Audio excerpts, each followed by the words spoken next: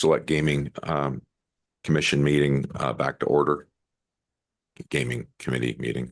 Task Force, excuse me. I get it right. I'm looking at the wrong document. Roll call, please. Yes, sir. For the Select Committee on Gaming, August 8th, Representative Johnson. He's looking for his Zoom link. If you could update him, he'll be on in just a moment. Yes, ma'am. I'll make sure that he has it. It's the same link from yesterday, but I'll go ahead and resend it to him. Representative Webb. Here. Senator Crago. Excused. Senator McEwen. Here. Co-Chairman Lean. Here. Co-Chairman Cole. Present. Thank you. You have a quorum.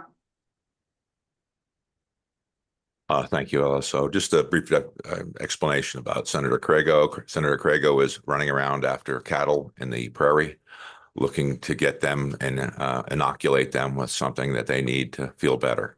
So he told me that he has to find them first. And he found out just very, very recently, yesterday, actually, or the day before, that he had a problem and had to deal with it. And for us people that have multiple jobs, that's what Senator Crago is doing. And that's why he wanted to be here, of course, and couldn't make it. So just a brief explanation.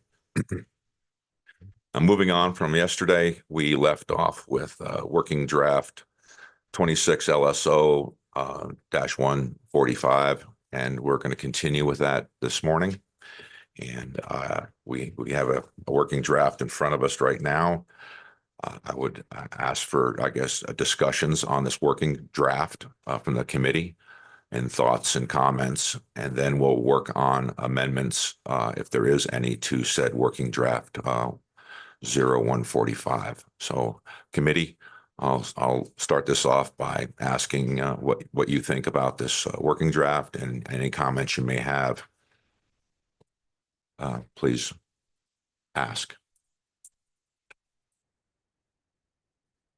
Ready? Oh, Mr. Chairman. Co-chair Line. Thank you very much. I want to start by looking at the notice portion of this and just move to strike that at this time from this legislation. Well, we're not up to amendments yet, co-chair. So we're just generally discussion. If we don't have anything to generally discuss about the bill, that was where we're at, co-chair. So duly noted, we have an amendment coming. Representative Webb. And that's the only thing I would say, thank you, Mr. Chairman, is that I think we need to have some discussions over various parts of this bill. So, and whether it's, amendment there or things that we can discuss as we go on, that's fine. Okay, fair enough, Representative. So how we'll do it is we first talk about the bill as a whole, right? And then I don't know, LSO Tamara, we don't have to move this bill draft, do we? It's already on the table, or what? Mr. Chairman, yes, you can vote to amend it if you'd like, by working it page by page and moving the bill and voting on each amendment by voice vote. Or if you want to take it on a bit more informally, you can direct me in what changes you'd like to see page by page. Thank you, Tamara. So with that, I think I'll just start off by saying this local control issue is certainly paramount coming out of legislative session. It's clear that we need to address this in some way, shape, or form through the Wyoming Gaming Commission and municipalities and counties. This is a necessary piece of proposed legislation, and it's of course has to be sponsored by a standing committee, which we are not. We're not decided where it's going to go yet. Maybe management council, but we're not there yet either. We're still working this bill, but it is necessary. And with that, I think maybe at first blush, we can go page by page on this bill and then offer up amendments as the committee sees appropriate, and kind of take it in that manner, piece by piece. So let's just start off with that. We can go through page, we'll just do it page by page. Page one, anybody have any concerns or thoughts on that? Proposed amendments? Page two. And we can go back through, Representative Webb, to your point. After we go through this page by page, we can maybe offer up an amendment at the end of that also. But give us a chance to look at it.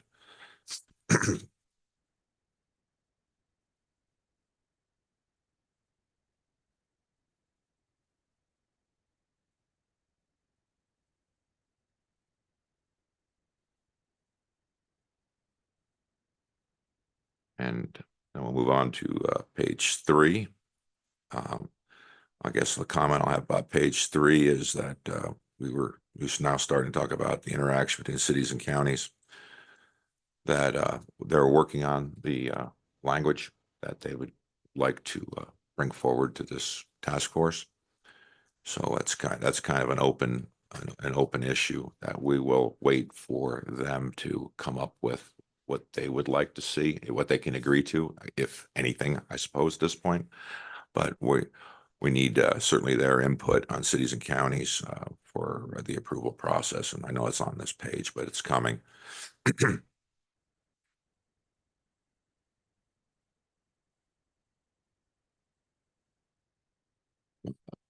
Page four.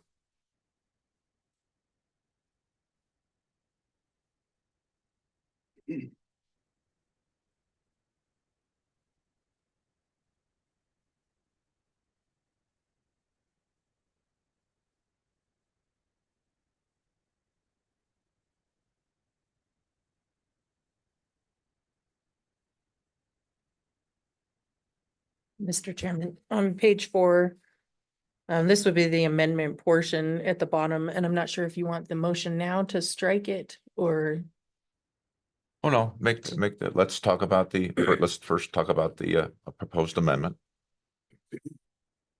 What would you like to see, co-chair?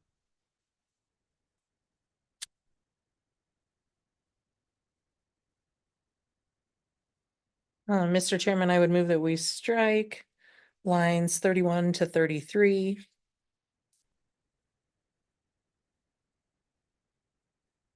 This co-chair is in regards to the issue we're having with publishing Yes. with newspapers of record. Yes, sir. Well, okay, okay. I think, hold on a second, LSO, Tamara. What are your thoughts on handling this issue we're having now with notices of public information, public record notices with the newspaper of record that maybe in some cases we don't have? Do you have any thoughts on a suggestion about how to handle this in a bill draft when we don't know I guess, where we're going here? Yep. Well, I did double check what language had been used most frequently after some changes to address this issue, and that does occur rather than directing notice to be published in a newspaper of local circulation. In statutes, we're asking notice to be published in a newspaper of general circulation. So instead of local circulation, it's been more common to request publishing in general circulation, which will get at your statewide newspapers. So if you wanted to be in line with other statutes that have continue to have notice, you can do that. This does have the website, and that is something that is also being done to keep up with modern technology. But otherwise, it's just, I think, your policy choice of how you would like to direct that this be made sure it be public.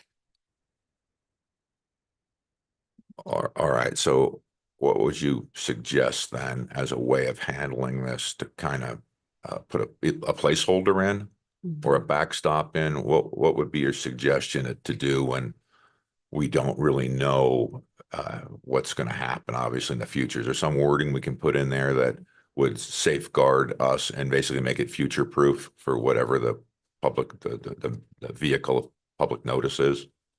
Well, at a minimum on page 5, line 9, you can strike notice and replace it with, page 5, line 10, you can strike local and replace that with general. But, that might not be completely addressing the issue. That's not like an amendment that you would have liked to have made? Would it be viable if I just make a motion that we amend out the notice portion that LSO have the authority to draw that placeholder? I think if we remove the notice portion, Madam Chairman, I'd like some direction on what you're thinking. Are you trying to capture social media aspects, or what other ways of communicating by a local government are you trying to capture in the future? Mr. Chairman.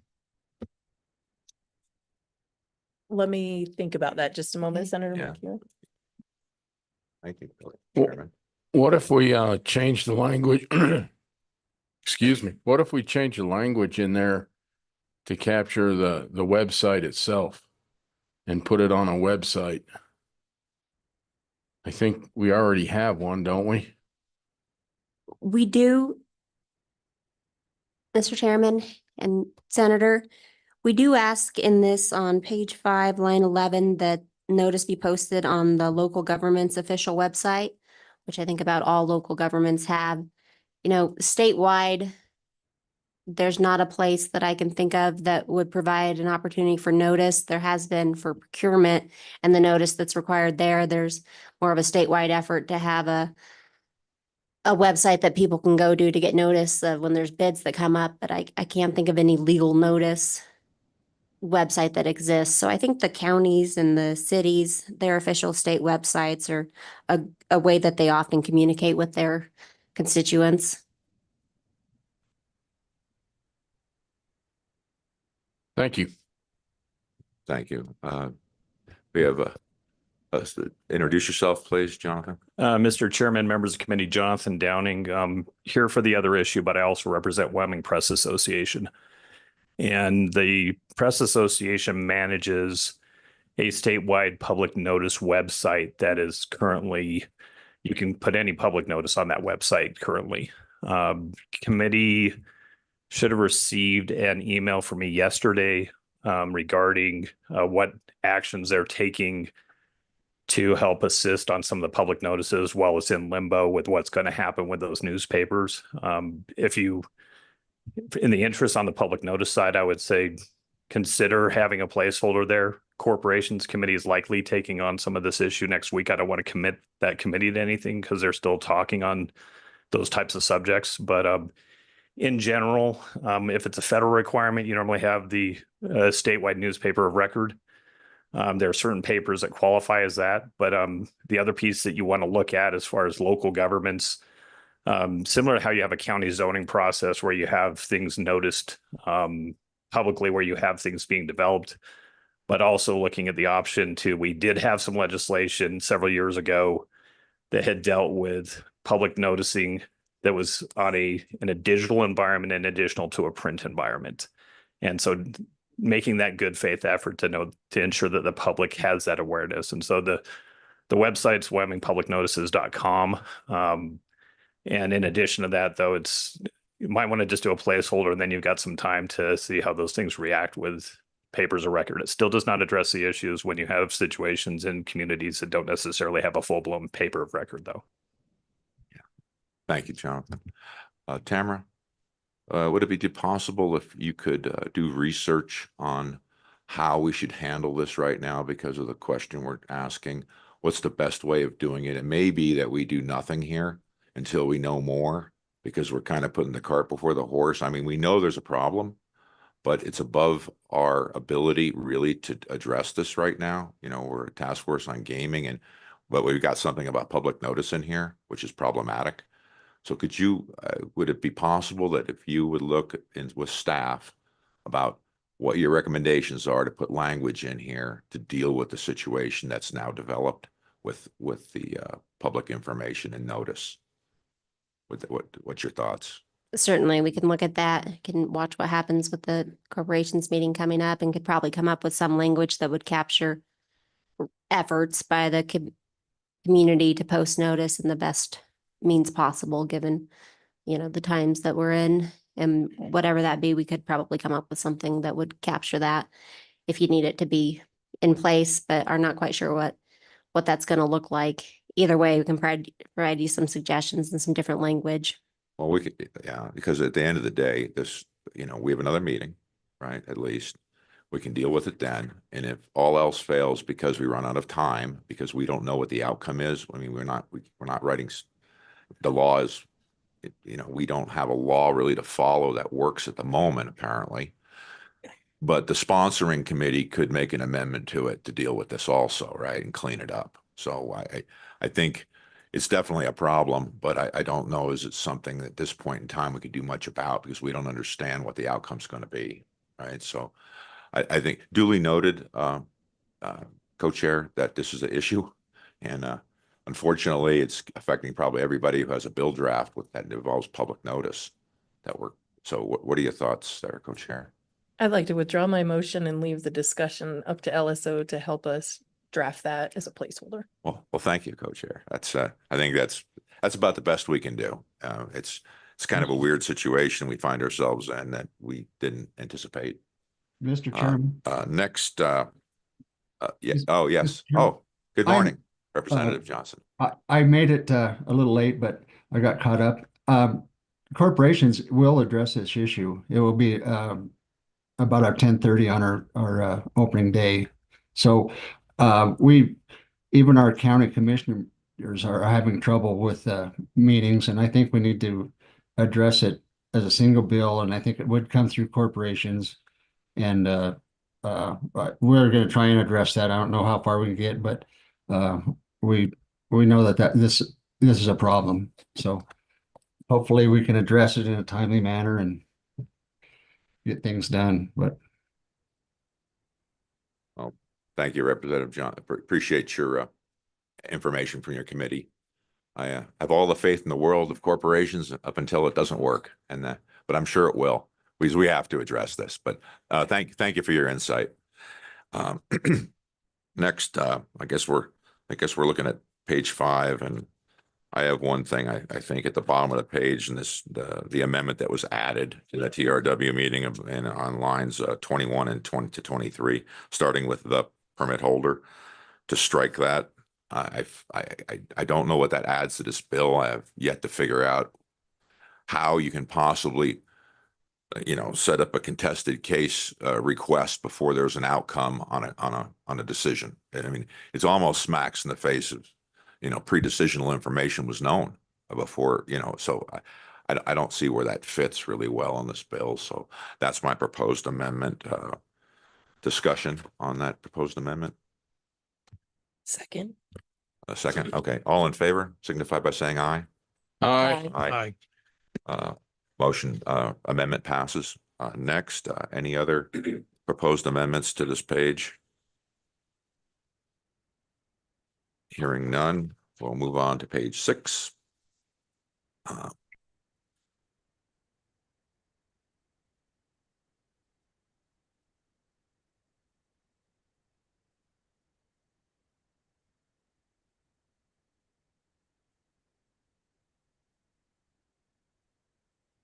Hearing none, we'll move on to page 7.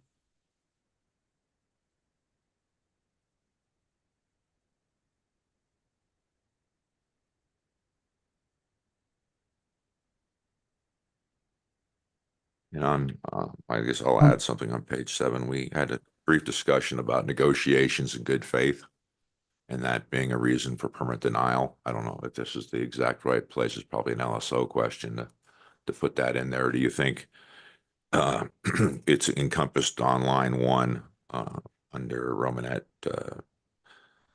3, may impose reasonable conditions of approval, which shall be negotiated in good faith with the applicant, including the following.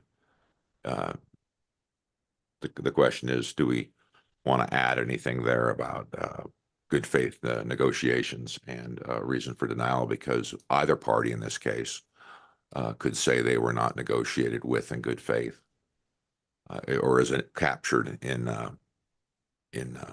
1 through 3?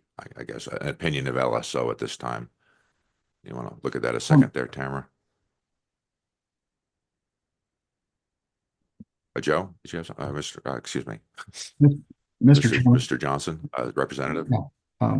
Thank you, Mr. Chairman. I'm kind of having a hard time with this. I would like this to be exclusively a zoning issue, and local authorities shall issue a permit if the permitting approval is gone through the commission.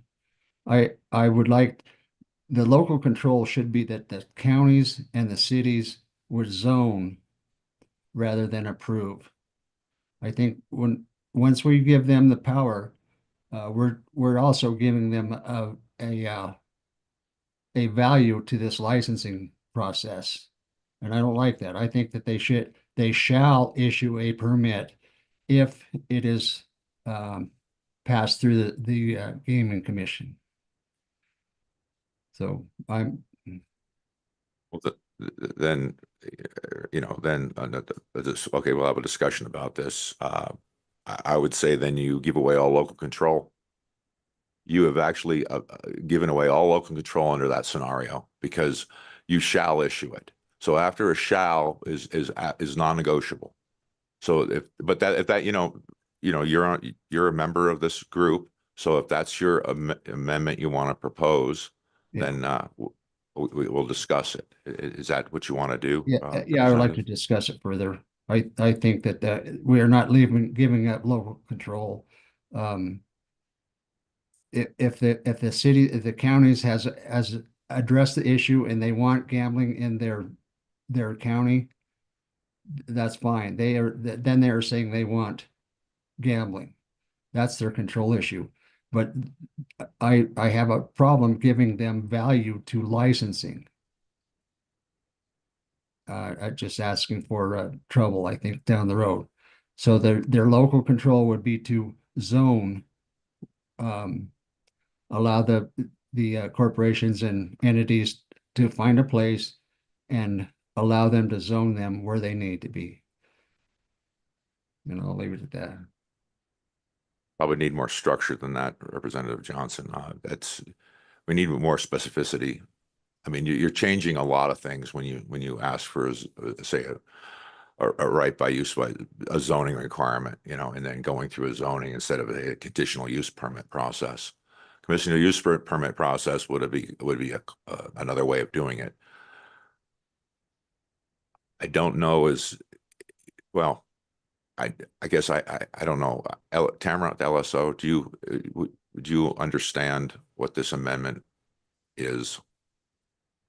I think we're looking at two different things. First, in response to your question, what I'm hearing is that within paragraph 3, and really within the entire subsection G that starts on page 6, this bill draft doesn't ever say when the county or city or town may deny an application. It's really in its own discretion. So it sounds like you might want something that would say the local approving authority may deny a permit in its own discretion only after reasonable or only after negotiations in good faith to, resolve any issues with the application that they're seeing.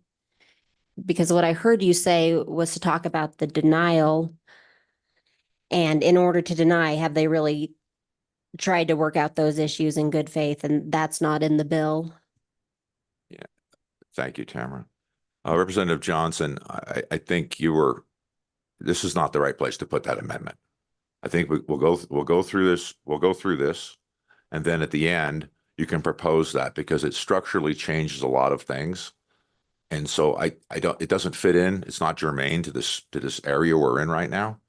So let's go through this bill as it is, proposed bill draft, and then you can propose that amendment at the end because it's going to be, it's a lot different than where we're at here. I mean, if that's okay with you, you'll have your chance to, or we can, I guess, vote on it now if you want. But I do think that we're allowing local approval, local authority, and that is at the discretion of humans which are fallible.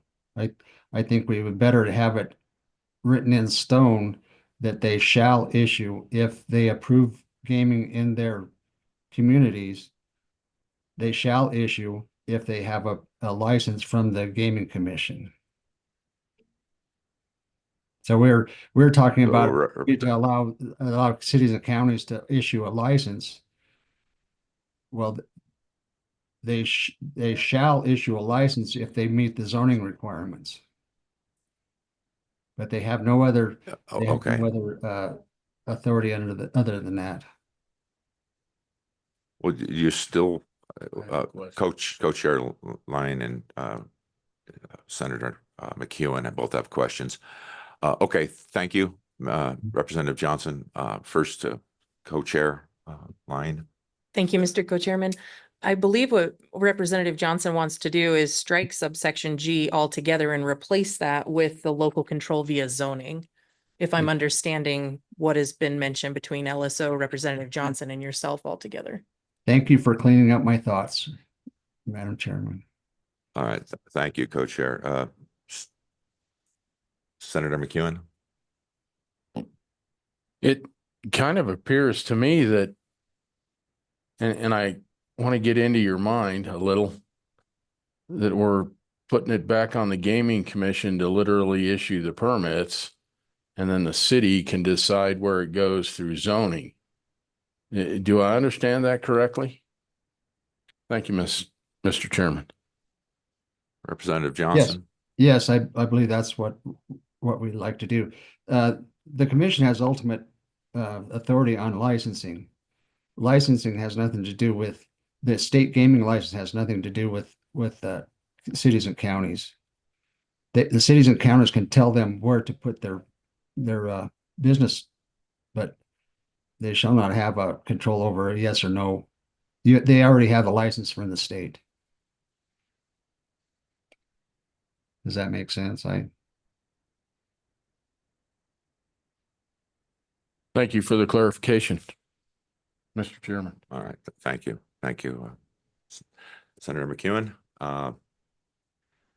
Well, I guess if we're going to talk about this and striking it and changing it, I am adamantly and opposed to this. I mean,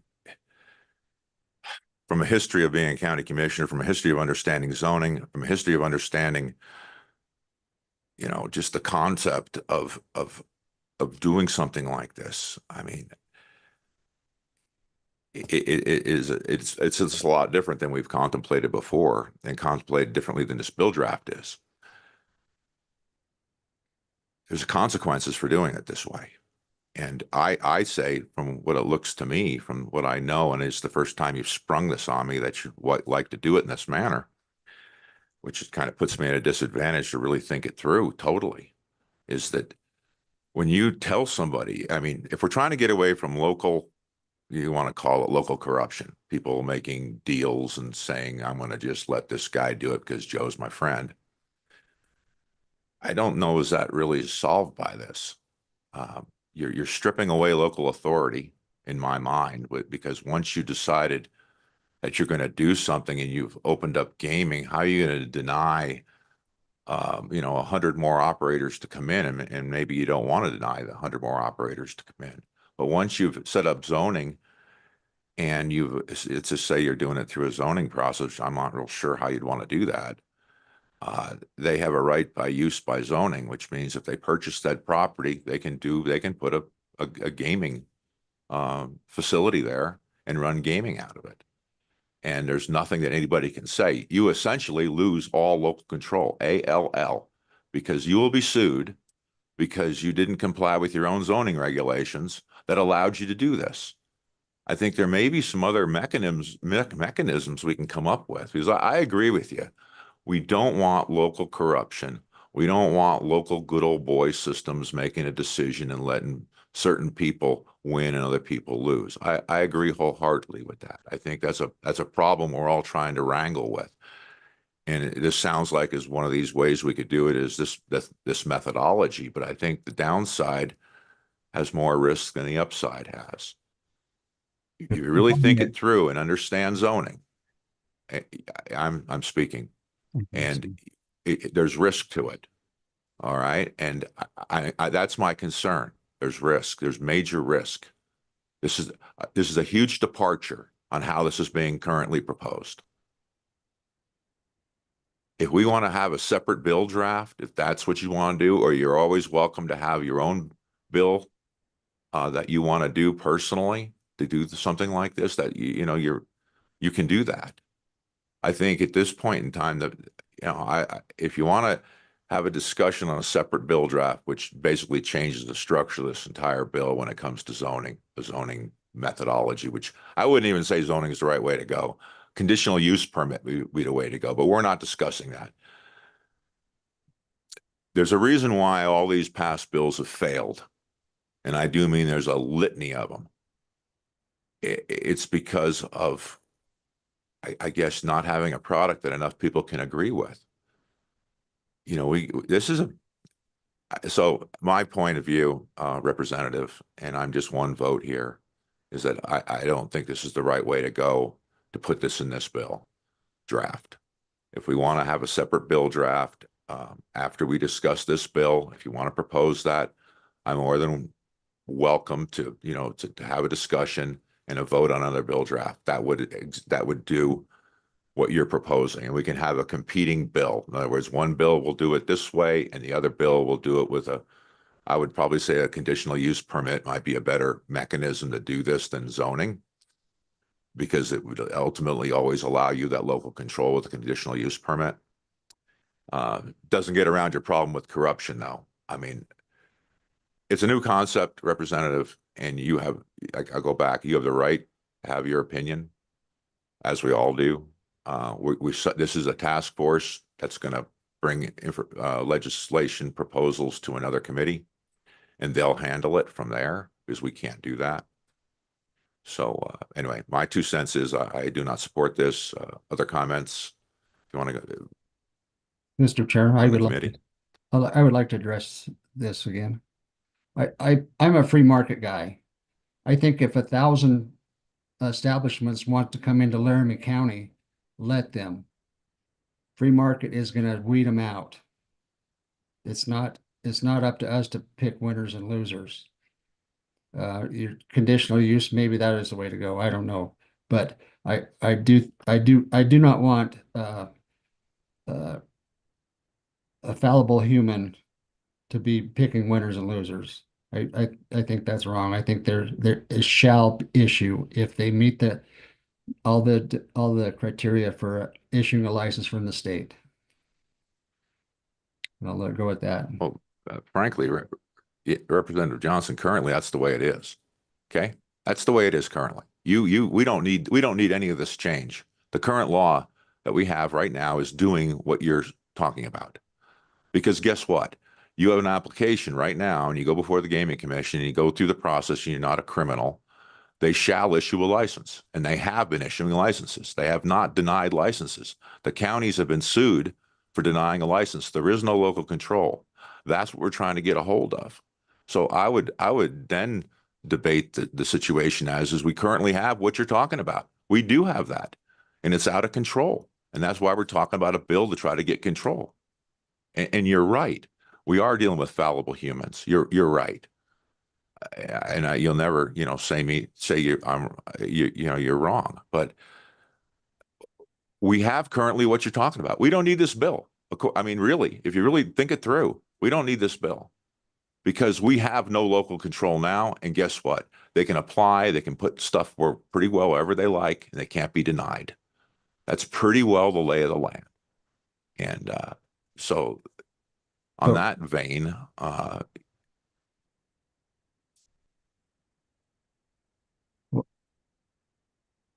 then I would offer amendment that we strike line 19 through 21 on page 6.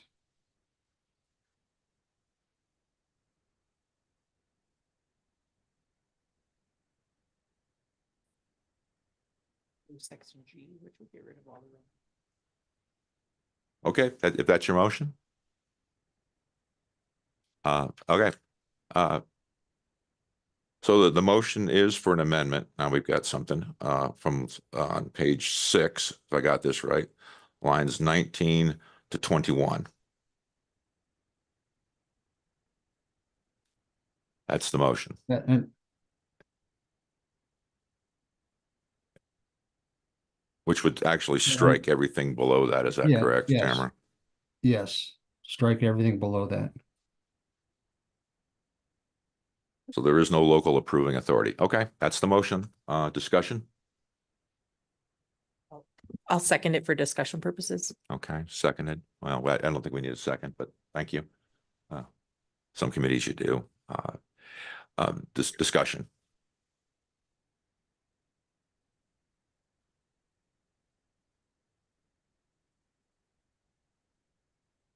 So this motion gets rid of everything below G, which the local approving authority and considering approval or renewal of simulcasting permits issued by the commission. It gets rid of everything. Representative Webb?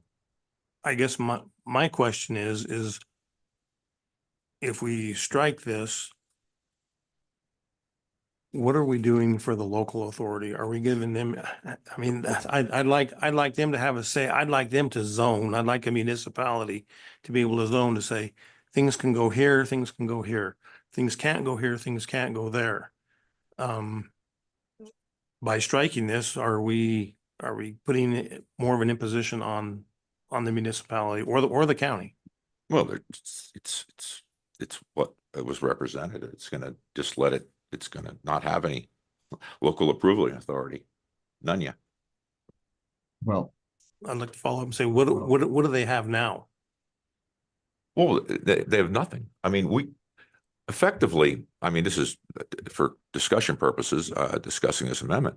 Effectively, we currently have this. They don't have any authority. I mean, really, at the end of the day, they get sued if they deny, because we have statutorily not allowed them to have an ability to deny that's defendable in court, because everyone who's tried this has lost in court. The Campbell decision, the Sweetwater County decision. We're here trying to get our specific purpose. Number one was try to get local control back. This specifically just gets rid of that whole section. So, I mean, we're a task force, and anyone on this task force can put forth respectively amendments to whatever we're talking about, right? And it's our job as a task force, as a group, to say yay or nay about what that proposed amendment may be. So that's where we're at. It's a problem. It's a huge change with this, right? And so that's why I think there's a lot of questions, but that's what we're doing here. It's part of the process in open government that we allow people who are elected by people to do what they're doing. So we have a choice here on, do we want to strike this or not? And it's about that simple. And that's where we're at right now, a question on amendment. So as a committee member, task force member, excuse me, you need to look at this and, you know, ascertain if you think it does what your folks that you represent want. And that's where we're at, Representative Webb. I hope I did an okay job trying to explain that, but Co-Chair. Thank you, Mr. Chairman.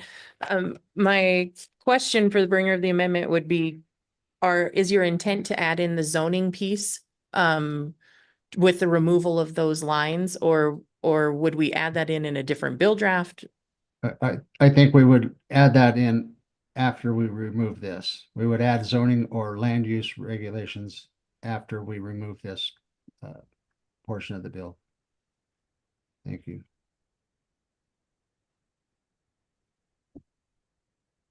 Mr. Chairman?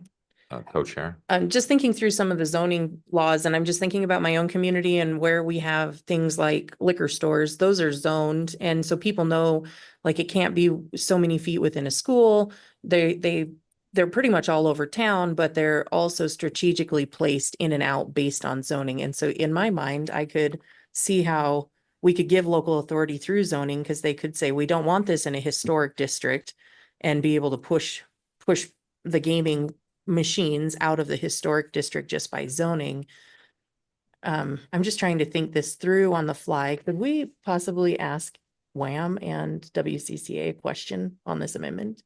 Is that Oh, yeah, we can. Possible? We can certainly ask them what they think about this, Co-Chair, Senator McEwen. Boy, this surely is a juxtaposition. if we get rid of G, we almost got the bill. And then if we add zoning, we change the bill drastically. So I think, yeah, let's ask WHAM and WCCA. Well, we can certainly ask their opinion about this. I don't, all right, it's WHAM, is the Wyoming County Commission Association here? No, Jeremiah's not here. WHAM is here though, right? Would someone from WHAM want to come up and give your opinion about this proposed amendment?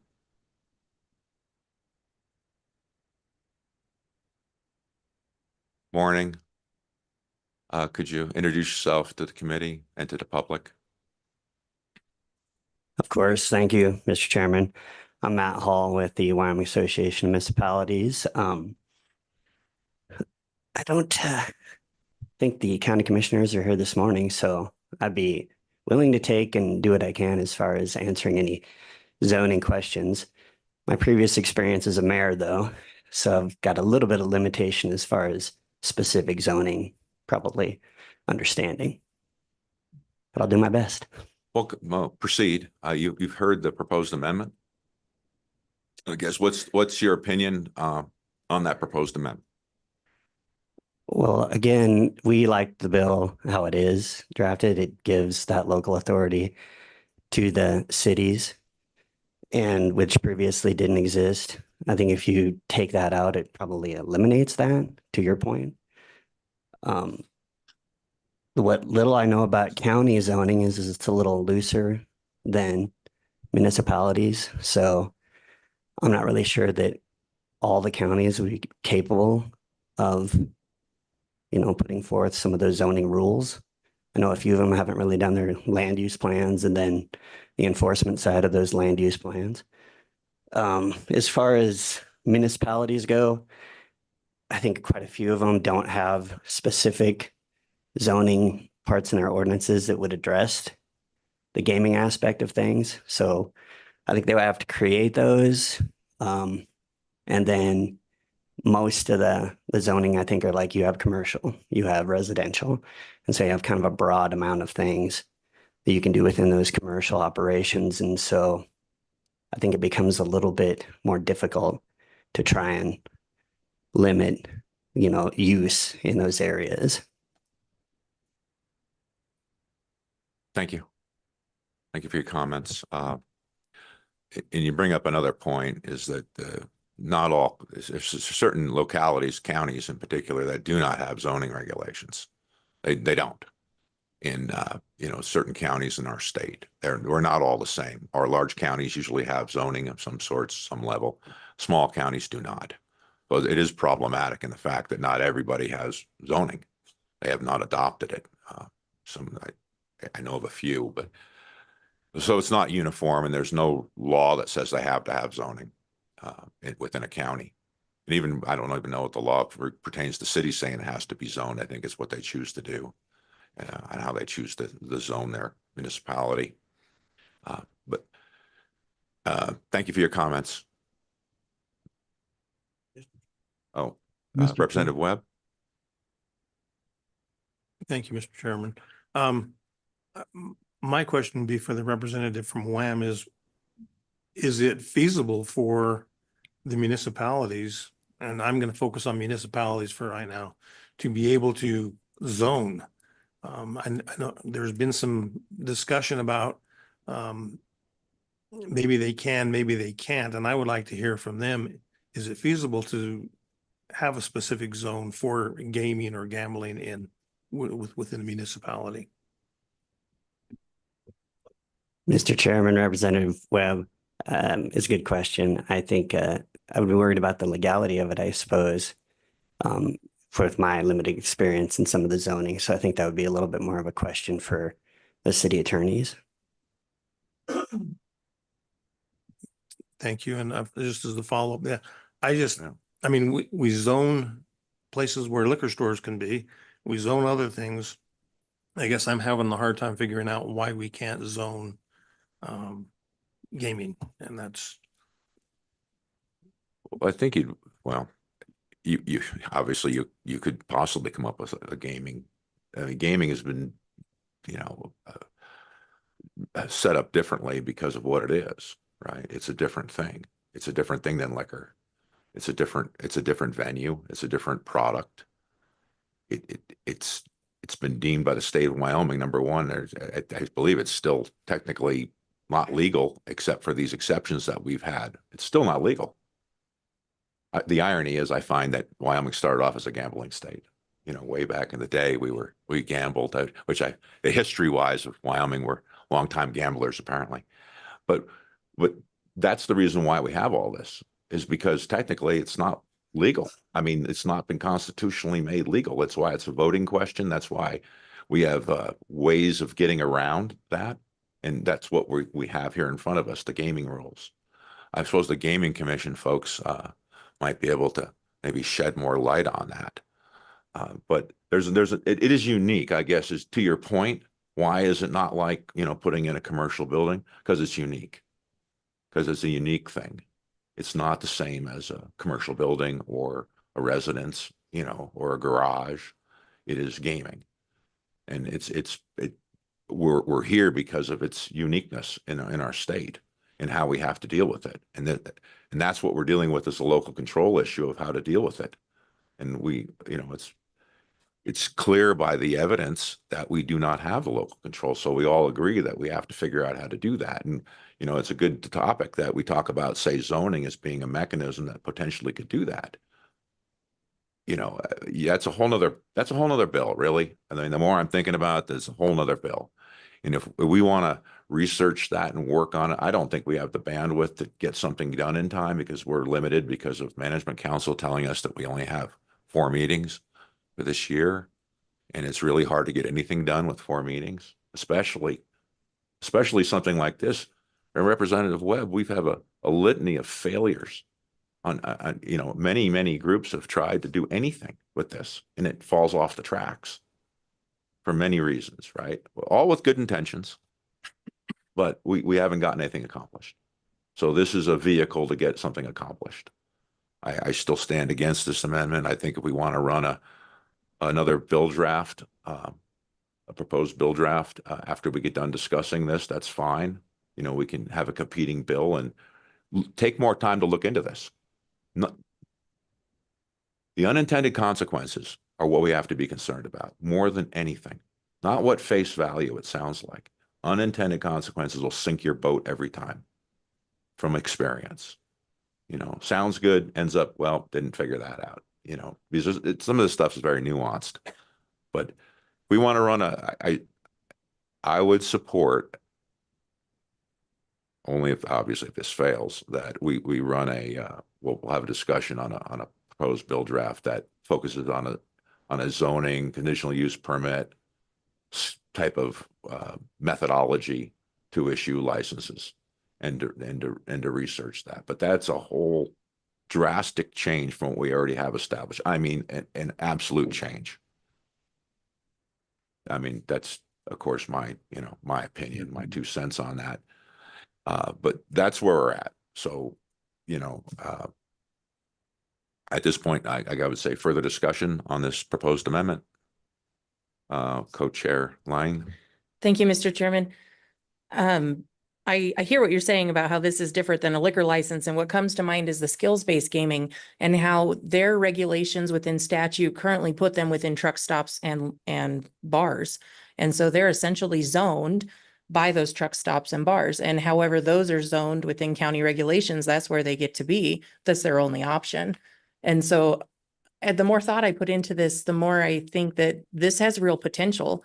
Obviously, in the few minutes that I've had, I haven't had the opportunity to really work through all of the scenarios or most of the scenarios. I do believe that management council would offer us more days if we found a vehicle that needed a little more vetting. Even if it's 1 extra day, I believe that they would give us that authority, because this is such a sought after thing to have the local control, but to have it done correctly and to pick the very best opportunity and what that looks like. So I'm curious to know, I have a few more questions about this, but the more I think about it, the more I see that skills-based gaming already exists within these zoning regulations. And therefore I think HHR machines could potentially do the same within zoning We just have to get a chance to talk to our mayors and our county commissioners and see really where they're at with their zoning laws, get with their planning and zoning teams, and maybe take a minute and just digest some of the unintended consequences of it. So with that, I would vote. I'm not sure if I vote in favor of the amendment or if I vote in favor of a substitution bill. I'm not sure where I'm at on that, but that's my 2 cents on the moment. So if All I right, well, may- my 2 cents is if we put this in here, we kill this bill. Okay, that's what happens. Mhm. And the purpose of us being here goes away for this year. Because what we're talking about is a total revamping of the entire way we're doing this. And frankly, you know who wins when this happens? The people that don't want change. That's who wins. For the pursuit of the perfect, you throw out what is the good. And that's what happens every darn time with legislation. And that's where we're at. I'm telling, you know, we're missing one of our Senate members today. So a little bit of a disadvantage, I suppose, with a vote, but this isn't going to work. People, it's not going to work. And throw this whole thing off the tracks.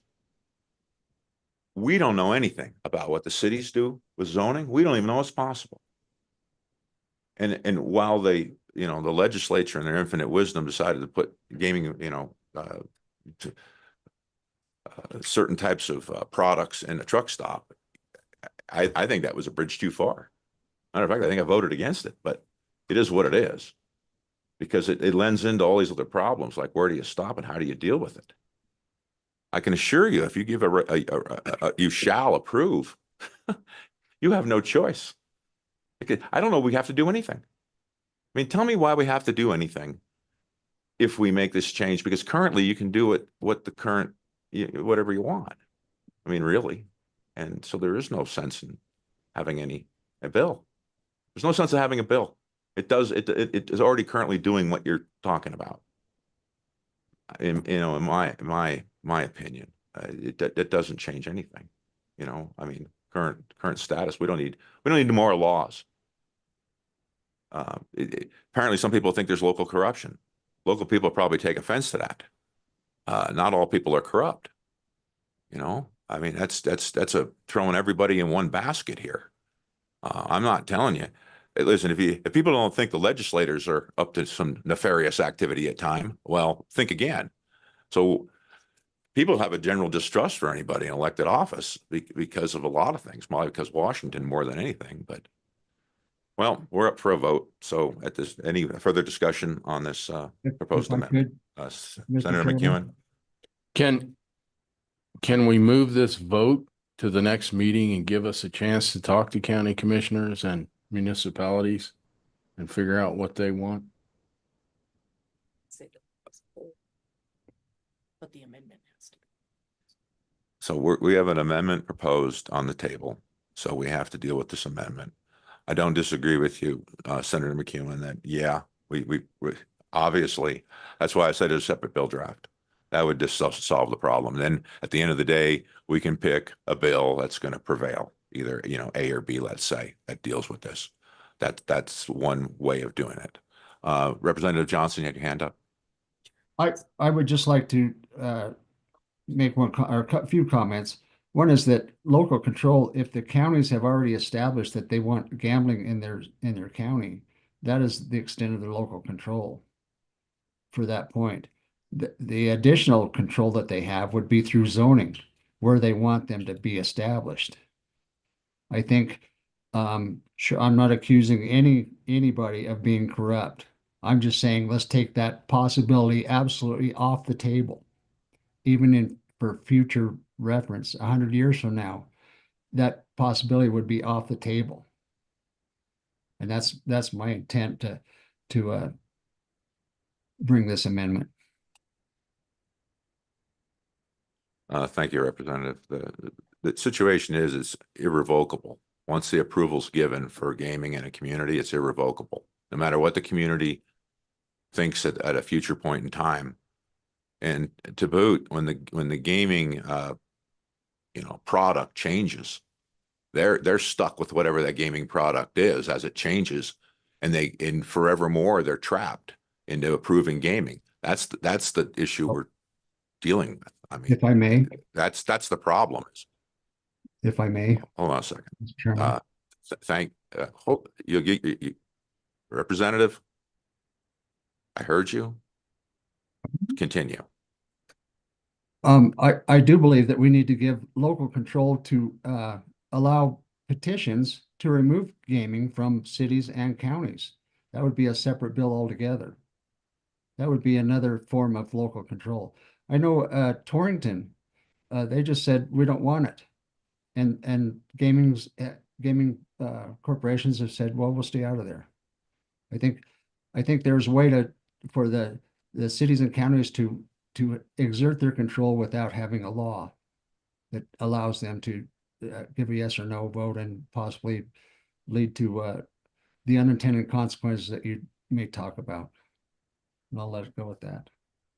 All right, thank you, Representative. Okay, any further discussion on this?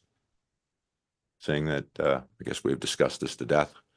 All in favor of the proposed amendment signify by saying aye. Aye. Those opposed signify by saying aye. Same sign, aye. Aye. The proposed amendment has failed.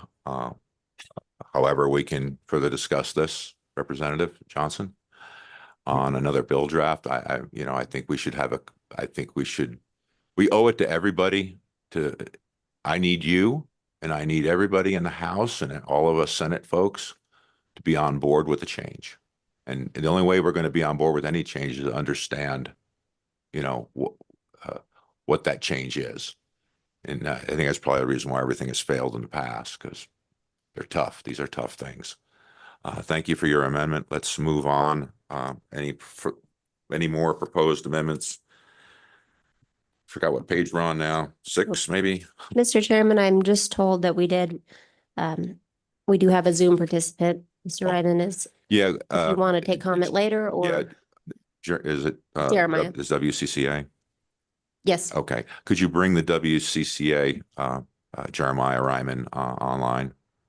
Bring him into the meeting for a comment. Give him a chance. Good morning, Mr. Chairman, members of the committee. I apologize that I'm not there in person. I had a phone call scheduled but I will be over shortly. I'll just offer a few comments. I'm happy to answer any questions, and I'm happy to provide additional information to the committee that might be helpful as you try and navigate this topic and concept. I do want to just mention a couple of things relative to skill-based. I know that was brought forward.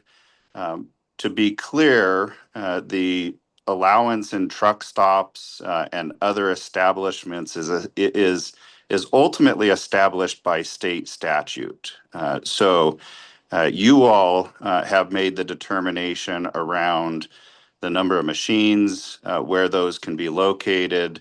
And so there really is no, local government input around that. There was some conversation as skill-based games were coming forward about whether there would be an option. And by option, I mean whether there would be something similar to historic horse racing of opting in and having a county vote to opt in, or whether there would be an option for opting out, so that a county that decided it did not want to have that activity could go that way. But the legislature elected not to provide an option in favor of the current approach that exists in the state of Wyoming. And I'm not going to, we're not here to battle that something needs to change. I just wanted to provide that clarity. There's been some conversation in your discussion about alcohol. It is correct that local governments have the ability to zone where alcohol establishments, liquor establishments might be. But I would also remind you that there are also liquor license laws, there are alcohol license laws. So local governments have a say in that particular process. And I would, it's included in your bill draft. You can see the exact language, the power that local governments have. It's pretty broad. Frankly, it's where I wanted to start the conversation as it related to historic horse racing. Things evolved, and we have the bill that's before you. Now, I just wanted to touch quickly on zoning. I would suggest that it's my sense that we already have the zoning power that is being discussed here. So I don't know that there needs to be any additional zoning power, at least for counties. That said, I want to be very clear, and I think Senator Kolb was very sharp to point this out. Not every county has zoning regulations in place. In fact, about half of our counties do not have zoning regulations, and I suspect that they're not going to put zoning regulations in place anytime soon. I'll give you one example. Senator Crago's district, Johnson County, does not have zoning regulations. So if that's the path that you go, that means that Johnson County will have no ability to have a say in whether these establishments should or shouldn't exist, how they should exist, where they should exist, et cetera.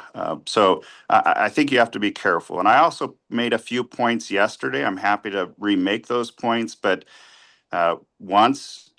if you use zoning, grandfathering comes into play. So an establishment that exists would be grandfathered. You'd really have no power to undo those decisions.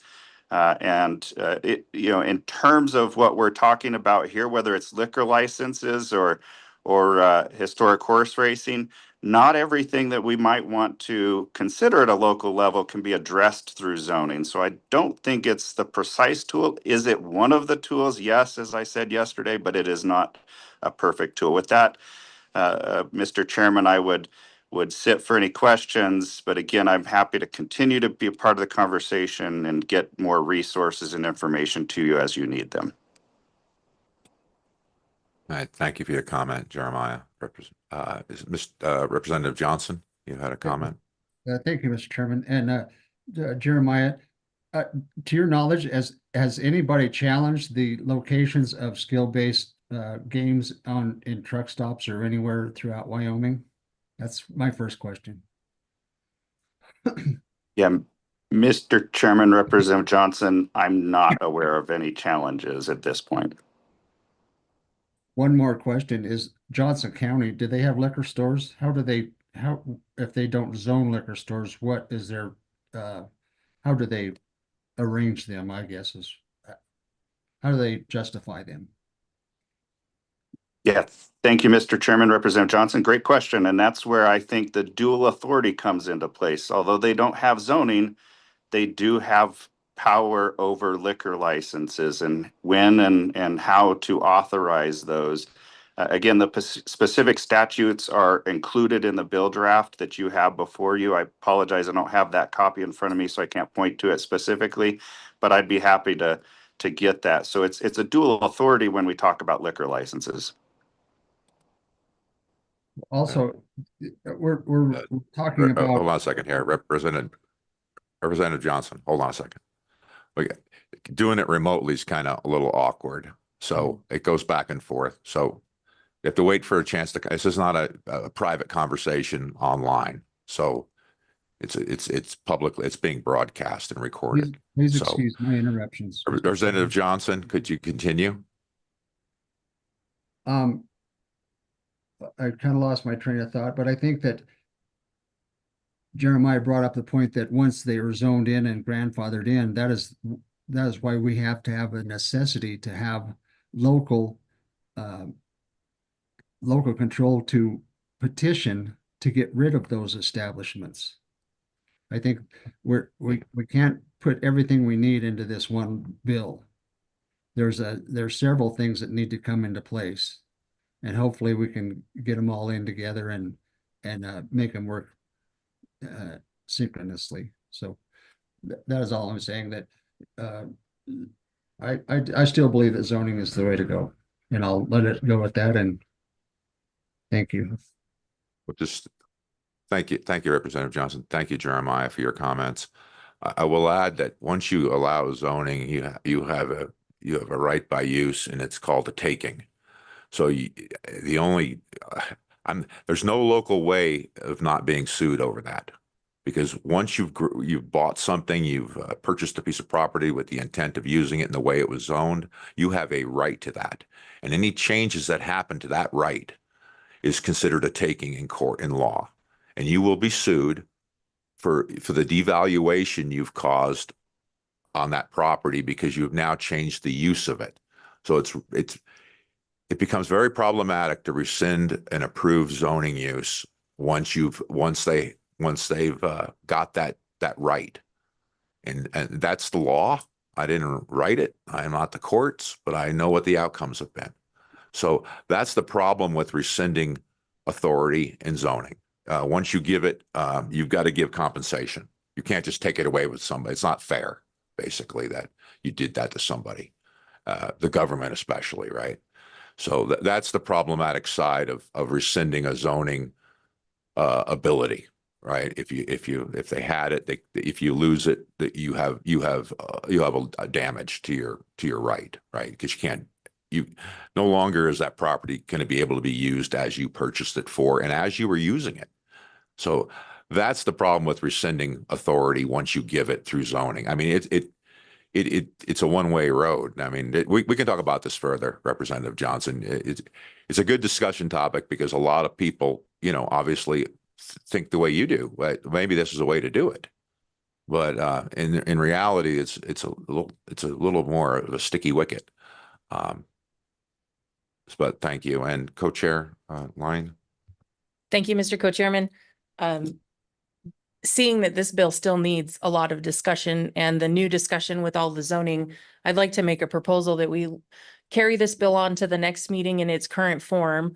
And then we take the ability to ask for a draft piece of legislation regarding the zoning as the local control, but also in that bill, could we put in permitting of the tracks gives a certain number of machines to the vendors, to the operators. Let's start that number at 1,200. I know there's more than 1,200 permitted machines out there, but I'm just starting with a talking point.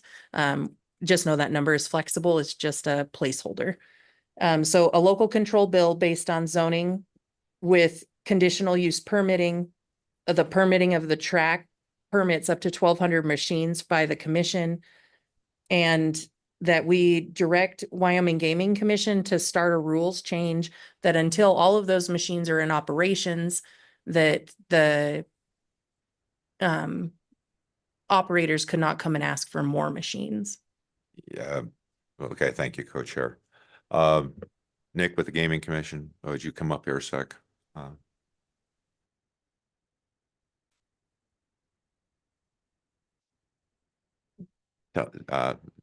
Morning. Please introduce yourself again for the public. Good morning, Mr. Chair. Nick Laramendi, Executive Director, Wyoming Gaming Commission. Good morning, Nick. I guess in your opinion, do we have any authority to tell you what to do when it comes to promulgating rules? We can promulgate rules. I don't believe that we need it in a bill draft for us to promulgate rules, though. We can begin a rule promulgation process at any time. Yeah, I know. I thank you. But I meant so much as this task force telling you to promulgate rules. I think that goes beyond our scope. Your opinion. I mean, I believe it would, yes, go beyond the scope of the task force to force the commission to promulgate rules. Yeah, but again, we can promulgate rules. We can definitely look at it. Co-Chair. Mr. Chairman, might I change my language to You may. in the bill draft, make it that we shall at that time have the Wyoming Gaming Commission change the rules for permitting to only occur once all of the permitted machines, that they can't come back for more machines until all of the machines they are currently permitted for are in operation. Yeah, thank you, co-chair. That would be a statutory change to direct them, and they would promulgate rules that were built around those statutory changes. So we know we don't make rulemaking authority sets with the Gaming Commission, not with us. They make rules that match state statutes, and they try to do the best they can do using the Attorney General's office to promulgate those rules. So what we need to do, if that's what we want to do, is to have a statutory change that does exactly what you said. Not that, we don't go beyond that. We are not the Gaming Commission. That's a separate entity. Is that your understanding of that, Director? Mr. Chair, that is correct. That's my understanding of it as well. Yeah. So we can, okay, thank you, Director. So we can do that, a statutory change, but that's our mechanism. That's what we do. That's our wall, kind of like that's our world. And hopefully the Gaming Commission follows the statutes that we intended them to follow, which doesn't always happen. Not the Gaming Commission. I'm not picking on the Gaming Commission, but sometimes the interpretation varies from legislative intent to rules. And let's continue to go through this bill draft 145. You'll get to the end. We will continue this discussion in the next meeting. Obviously, we're not done with this. Senator Crago is not here. So we'll continue anyway. This is a kind of a default. Hopefully it'll continue. That we'll just move this bill draft to the next meeting for further discussion and refinement. But I'd like to go through it and give everybody a chance to comment about different sections. We're almost done anyway. And that's, I think that's what I'd like to see happen. But co-chair?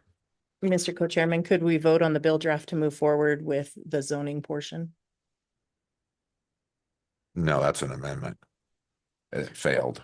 No, we can have another bill draft. Is that what you mean? Yeah, I Okay, made a all right, motion on the floor to carry this current bill forward in the form that it's in, and then to draft the second piece of legislation that has the Well, local control with zoning. one at a time, co-chair. So let's make the first one to move this bill forward to the next meeting.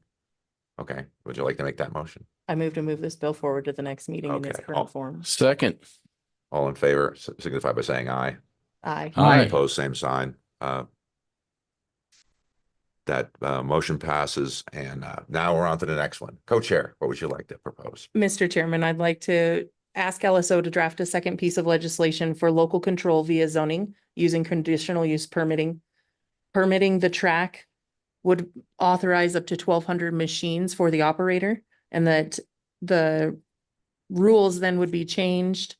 At that time, the machines, until in full operation, could not come forward and ask the Gaming Commission for more machines, more HHR machines, until all of them are in use. Thank you. And if I may ask one clarifying question, is that, I think, as has been proposed in the past, it would be some number per license or per applicant, where there might be applicants operating on more than one track by lease? Is that, are you thinking 1,200 per licensee? 1,200 per racetrack. So if they operate in 2 tracks, 2,400? Whichever racetrack is permitted with 1,200 machines, regardless of who owns them. Yes, Tamara. Okay.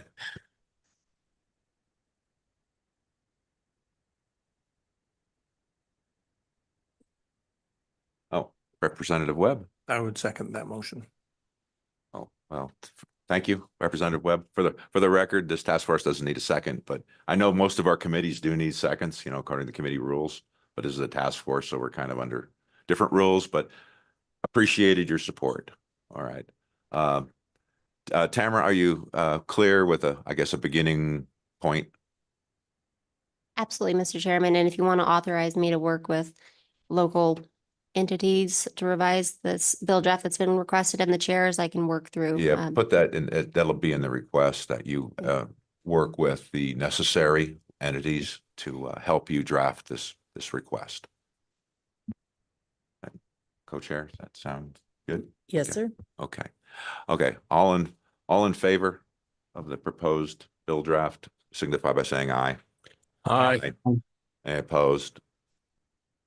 Representative Johnson, did you vote? I didn't hear you there. Hi. Am I muted? Oh, Aye. thank you. Thank I you, know Representative. it is difficult. No, no, you're good. I'll You're be- good. I just wanted to I'll make, be in first of the next meeting, I promise. all right. I just wanted to make sure your vote was counted. That's why I asked, but thank you. All right, moving on to the next topic. I'll tell you what, let's take a 15-minute break and reconvene at 10:05.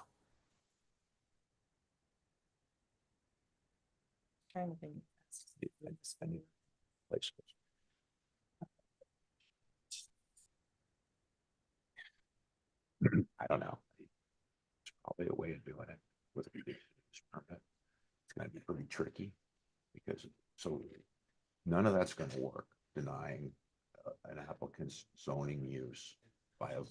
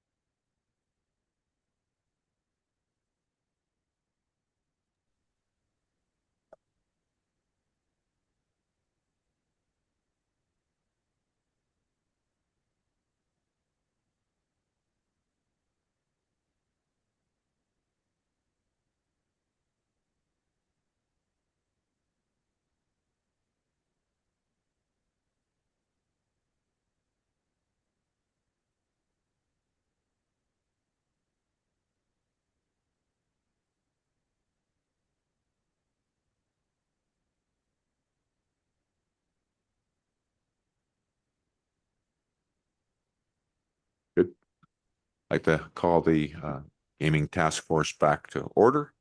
Now we'll continue with our regularly published business in order today.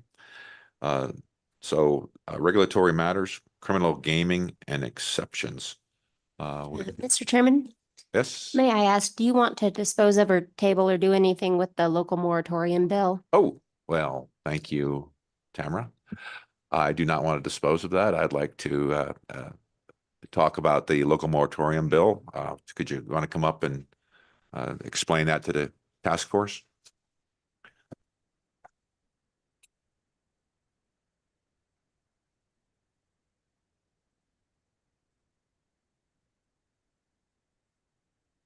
Thank you, Mr. Chairman, members of the committee. I'm Tamara Reveley with LSO. And this bill draft is 26 LSO 0152, working draft 0.4. It's titled, short title, Historic Horse Racing Permitting Moratorium. It was a bill draft requested by the, during a pre-meeting with the chairs and put together. And just in a nutshell, what it would do is a 3-year moratorium on new entrance to the market. So new licensees, persons do not already have a license, or entities that do not already have a license. It's a 3-year pause on new locations and a 3-year pause on additional machines above the permitted limit. The bill draft title states that it relates to parimutuel wagering generally. It temporarily prohibits the issuance of new permits to conduct and expand simulcasting, makes conforming amendments, and it has this sunset date. The 3 years is what it's set to within this bill draft. This would create a new section within the parimutuel statutes or the Parimutuel Act, 1125-210. On the bottom of page 1, moving on to page 2 is all new language. And beginning on April 1st, 2026 and ending March 31st, 2029, that moratorium would go into effect.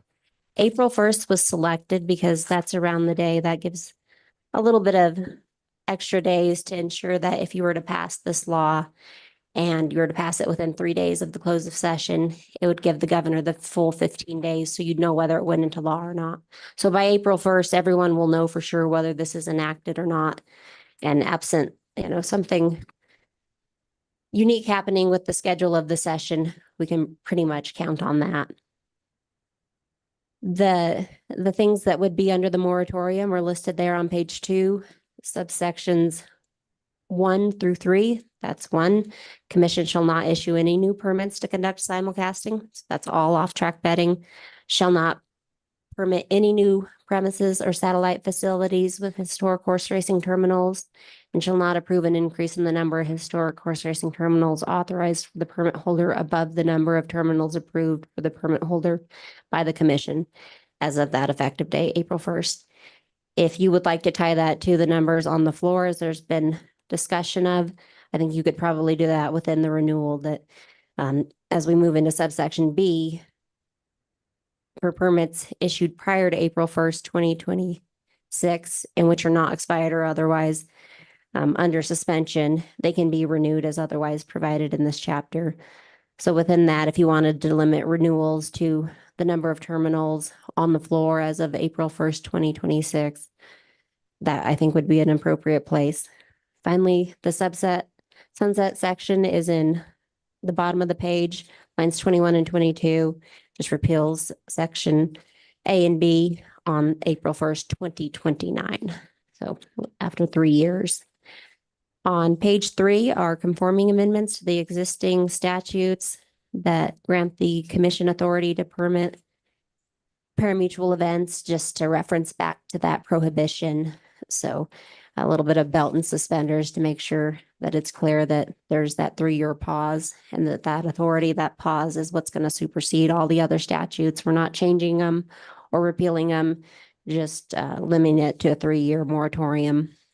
The effective date is on the last page, and it's effective immediately upon completion of all acts. And so that would go into effect as soon as it's signed into law or allowed to become law without the governor's signature. Thank you, Tamara. Thank you for the work you've done on this.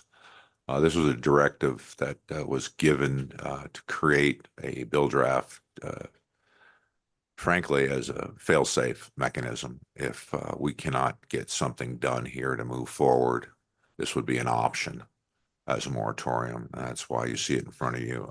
Don't usually go against, our task force last guidance. It's the reason for a task force, but it was thought to put this here as a placeholder. And with that, committee, task force, do you have any questions for the Tamara with LSO? Mr. Chairman, if I may. Representative Johnson? Thank you, Mr. Chairman.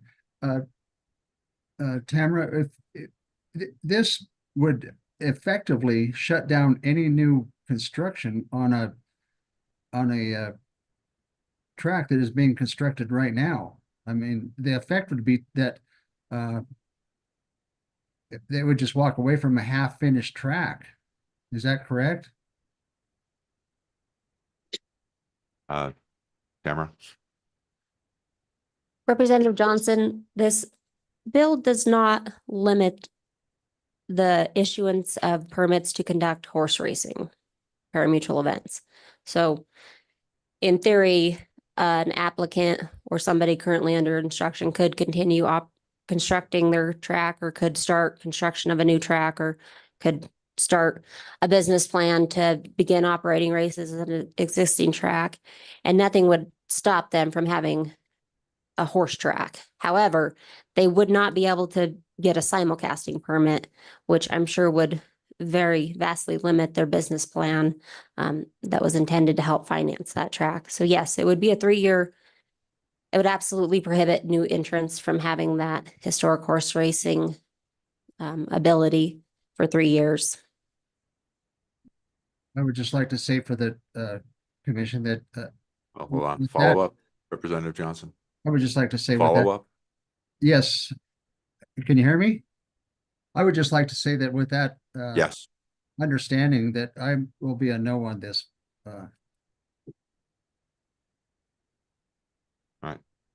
Thank you, Representative Johnson. For the discussion, with LSO, questions? Seeing no further questions, maybe not get too far, Tamara. I'd like to call up Nick with the Wyoming Gaming Commission. Going to call up the agencies next, if anyone wants to, and then the municipalities, WHAM, and then public comment. That'll be the order in which we listen to the comments.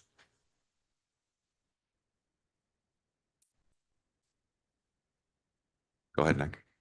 Thank you, Mr. Chair. To Representative Johnson's question, what this would effectively do for the newest operator, it would give them a 4-month window to apply for any OTB locations. They would have from January 1st of 26 to April 1st of 26 to develop any sort of off-track wagering locations. Just to clarify, they would just have that 4-month window. All right, thank you. Thank you, Nick. Any other comments about this proposed bill draft? Chairman Kolb, no, there's no more comments on this one. Thank you for your input. Next, WCCA, WHAM, would you like to comment about this? I mean, you don't have to come up. I'm not prompting you to make statements you don't want to make, but if you'd like to make a comment, you can at this point in time. Seeing none, next, public comment. Would anyone like make a comment from the public? If you do, come on up, take a seat.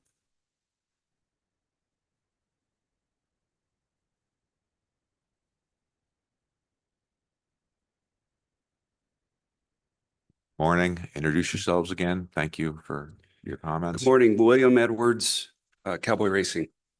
Good morning, Mr. Chairman, Affie Ellis representing Cowboy Racing. Mr. Chairman, we rise today to express some serious concerns about this moratorium proposal. And I want to offer some numbers, and you've seen these in your meeting packets and your meeting materials from the prior meeting, but the Gaming Commission provided you with some statistics. Wyoming Downs currently has been approved for 1,836 machines. Of those 1,800 machines, they have 1,200 approximately on their floor in operation. 307 Horse Racing has been approved for 1,289 machines. They have 923 on their floor. As you know, there's been a joint venture entered into between Wyoming Downs and 307 Horse Racing. So if you combine those two entities, because they're under the umbrella of a company named ECL, they in total have been approved for 3,125 games. They currently have 2,144 games in operation. Those are big numbers. The other operator that operates out of Sweetwater County is Wyoming Horse Racing. They've been approved for 2,804 games. They currently have 890 on their floor. Cowboy Racing, the new guy, they've applied for 289 machines, literally a tenth of what their competitors are offering. So we've been repeatedly asking you to treat us fairly, to not give us disparate treatment. This bill would significantly tie our hands and slow the growth.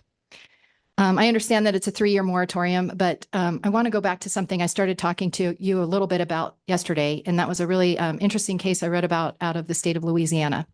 I mentioned that there was an established track, a newcomer that wanted to build a track in a neighboring parish or a neighboring county, and through a series of events, the established track, through political means and then through legal action, literally bled that new operator dry. They went litigation, legislative attempts, influences at their gaming commission level. I mean, just really aggressive things to keep new entrants out of the market. And so what happened in that instance? The new track was never built. And so when I say that we're concerned about it, there are examples in this country where those tactics have been used to literally bleed someone dry. I think not just in gaming, but in other contexts, you always hear about how businesses want regulatory certainty. And my client has built a track and has pledged to build a world-class track, a beautiful track for the city of Cheyenne based on certain assurances and knowledge of the market. I don't want to speak for him, so I'll let him do that. But I can tell you, if he was locked in at only being able to offer 289 games to build a track and bring that online and be able to compete with what's in the market already, I'm guessing he wouldn't have done that. So an alternative to the moratorium, because I want to make it clear, I hear you. I've sat in your seat before. I'm not necessarily the biggest fan of gaming. I think it's expanded very rapidly. So we have tried to be proactive in thinking of ways to slow everything down, but doing so in a fair manner. And so I mentioned these numbers to you about the build out, and that's kind of the concept of of what I've been referring to it as.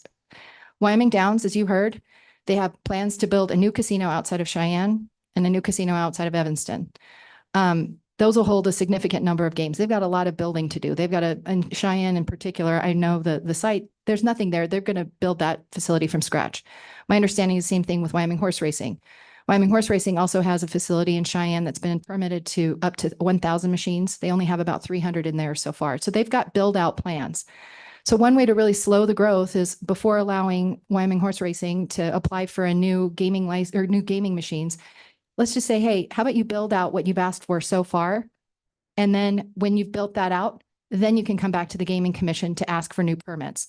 And so I want to thank Representative Lean for considering that alternative to a moratorium. If you visit with the Gaming Commission, you know, the build out plans for that will take 2 to 3 years. So it's essentially accomplishes the same thing without penalizing us, particularly with just locking in the number of games that have been approved thus far. The last thing I'll say is, and you just heard the Director Larramendi say that would give Cowboy Racing a small window of time from January through April of next year to even get those 289 games approved. We haven't even got our approvals for those. And so are we worried that something might go awry from January to April in the Gaming Commission? This is big business. It's a very competitive industry. Absolutely, we're worried about that. If Cowboy Racing isn't approved for those games, they will have fulfilled the promise of building a track, but having zero revenue from gaming to help pay for that investment, which is the counter of what the law was intended to provide for in 2013. So for all those reasons, Madam Chair, we do not support the moratorium and would ask for you to look at other alternatives that just treat all the operators fairly. Excuse me. Thank you. Mr. Chair, Madam Chair, the chilling effect that the moratorium would have on our development is pretty obvious, but it can't be overstated. What it is, to Representative Johnson's point, is it's a moratorium on any kind of revenue that would help sustain or support the business. You heard yesterday testimony from the other operators how crucial the HHR revenue is to the lifeblood of the horse racing industry, and cutting that off effectively kills the project. In doing so, I think I would argue that it flies in the face of why we even have the statutes in the first place and why we allowed the horse racing. It's to promote the horse racing in the state, and to frustrate that, frustrates everything that we've worked for. We could have pursued our OTBHHR more aggressively. We had the right to do so since January of this year. We didn't, though, in favor of spending all the money on the racetrack. And we wanted to be sure, and we wanted to focus 100% that we were going to be able to run races on a first-class facility that we're trying to build. So we put all our effort into that. And what I'm hearing now is, now that we've done that, this moratorium threatens any kind of return on investment. It's self-explanatory. We're focused on building a state-of-the-art track that is hopefully the future of horse racing in Wyoming. And it has a vision of incredible growth for the entire area. I heard an operator yesterday testify that they've invested this year, I think $2.3 million, $2.5 million in their track and their equipment this year. And that's amazing. That's wonderful. And that shows how the HHR component supports the racetrack. I just humbly submit to you that our investment just on the track, not equipment, anything, is, when it's built out, is 7 times that. And that's the investment that we're making into the track and into the community. And I'm willing to offer and share the letter of support that we got from our county commission, and as well as our mayor, of how everybody in Laramie County wants this racetrack. They're really looking forward to it, and they're looking forward to the economic growth that it provides for the county. Just the whisper of the moratorium causes grave concern with the rest of the investment. We are currently looking at a contract from High West Energy, for example, that I requested since our extension about a month ago. And I'm still waiting on that contract, by the way, from High West Energy, but it will contemplate close to $1 million of electrical infrastructure that needs to be put in that area of the county. We are the first in the door, so they're asking us to put the lion's share up front. They're putting about $350,000. We are committing about $650,000 to this electrical infrastructure. That is not just for us. That's electrical infrastructure for the county. And that's just one specific example of a moratorium. I'm not going to sign that contract. We're not going to move forward with that investment. It just won't happen. Other examples are, and we can argue why, but the residential market is slowing down, especially in northern Colorado. We are seeing companies that are used to being overflowing with enough work in development starting to call and see if we have any work for them. And heretofore, we've been like, yeah, we have a great project. We're working on a racetrack here in Laramie County. Come bid on it. And that is, unfortunately, for a moratorium, I have to say, well, we're not certain on the future of the track. There's a ripple effects of the amount of employment, amount of development, amount of positive growth that's going to have just with the word that will be stopped just with the word moratorium. Meanwhile, while having the chilling effect on our project, it also encourages maintaining the status quo in the industry. And I don't think that that's something we want to do either. It allows existing operators to let rest on the laurels and not have that competition that drives progress and drives new innovations and better product in the market. There is a hole that is maybe being perceived on our end a little optimistically, but there's a hole in the industry with the horse racing, especially with like Ruidoso recently getting flood out. This is the second time it's been flood out. This time it almost got wiped off the face of the earth with the recent flooding. Horse racing is looking for a new home, and Wyoming could be that new home. And I think the operators of Wyoming Downs and Sweetwater would agree with me that we have an opportunity as a state to take that industry and make us the new sanctuary for horse racing. It's an incredible opportunity for the state, breeding and all kinds of things. That is what we need to promote. This moratorium, I think, does the exact opposite of what you're intending to do. And I understand the reasoning for it, but I think there's a lot more, like Affy pointed out, there's a lot more equitable ways to achieve, I think, the goal. The cap on the games is one thing to look at. The build out, making sure your games are built out before you ask for more games is one of those. It seems to me, though, one of the most essential tools that you have is what you're discussing today, and that's local control. Any way you guys want to pursue the local control, the idea of giving the local control of their own moratoriums, that is a way to pursue that instead of painting with one broad brush and just essentially shutting down our project. And with that, I'll stand for questions. Thank you. Yeah, thank you for your testimony. I have a question. How long is it going to take you to get an operational track? I mean, we got 3 years, right? So I'm asking the logistics question is, when are you going to get, when are you actually, I mean, not hopefully not, not a wish, but when does your actual factual open date look like at this point in time? Good question. We were slated to open this September, and we could have. If we were pushing, we could have had horses run on our track this September. Currently, the base course is down, and we're probably next week going to be placing the rail because of High West. Lots of factors, but the Gaming Commission was gracious enough to understand some of the things outside of our control for opening this year.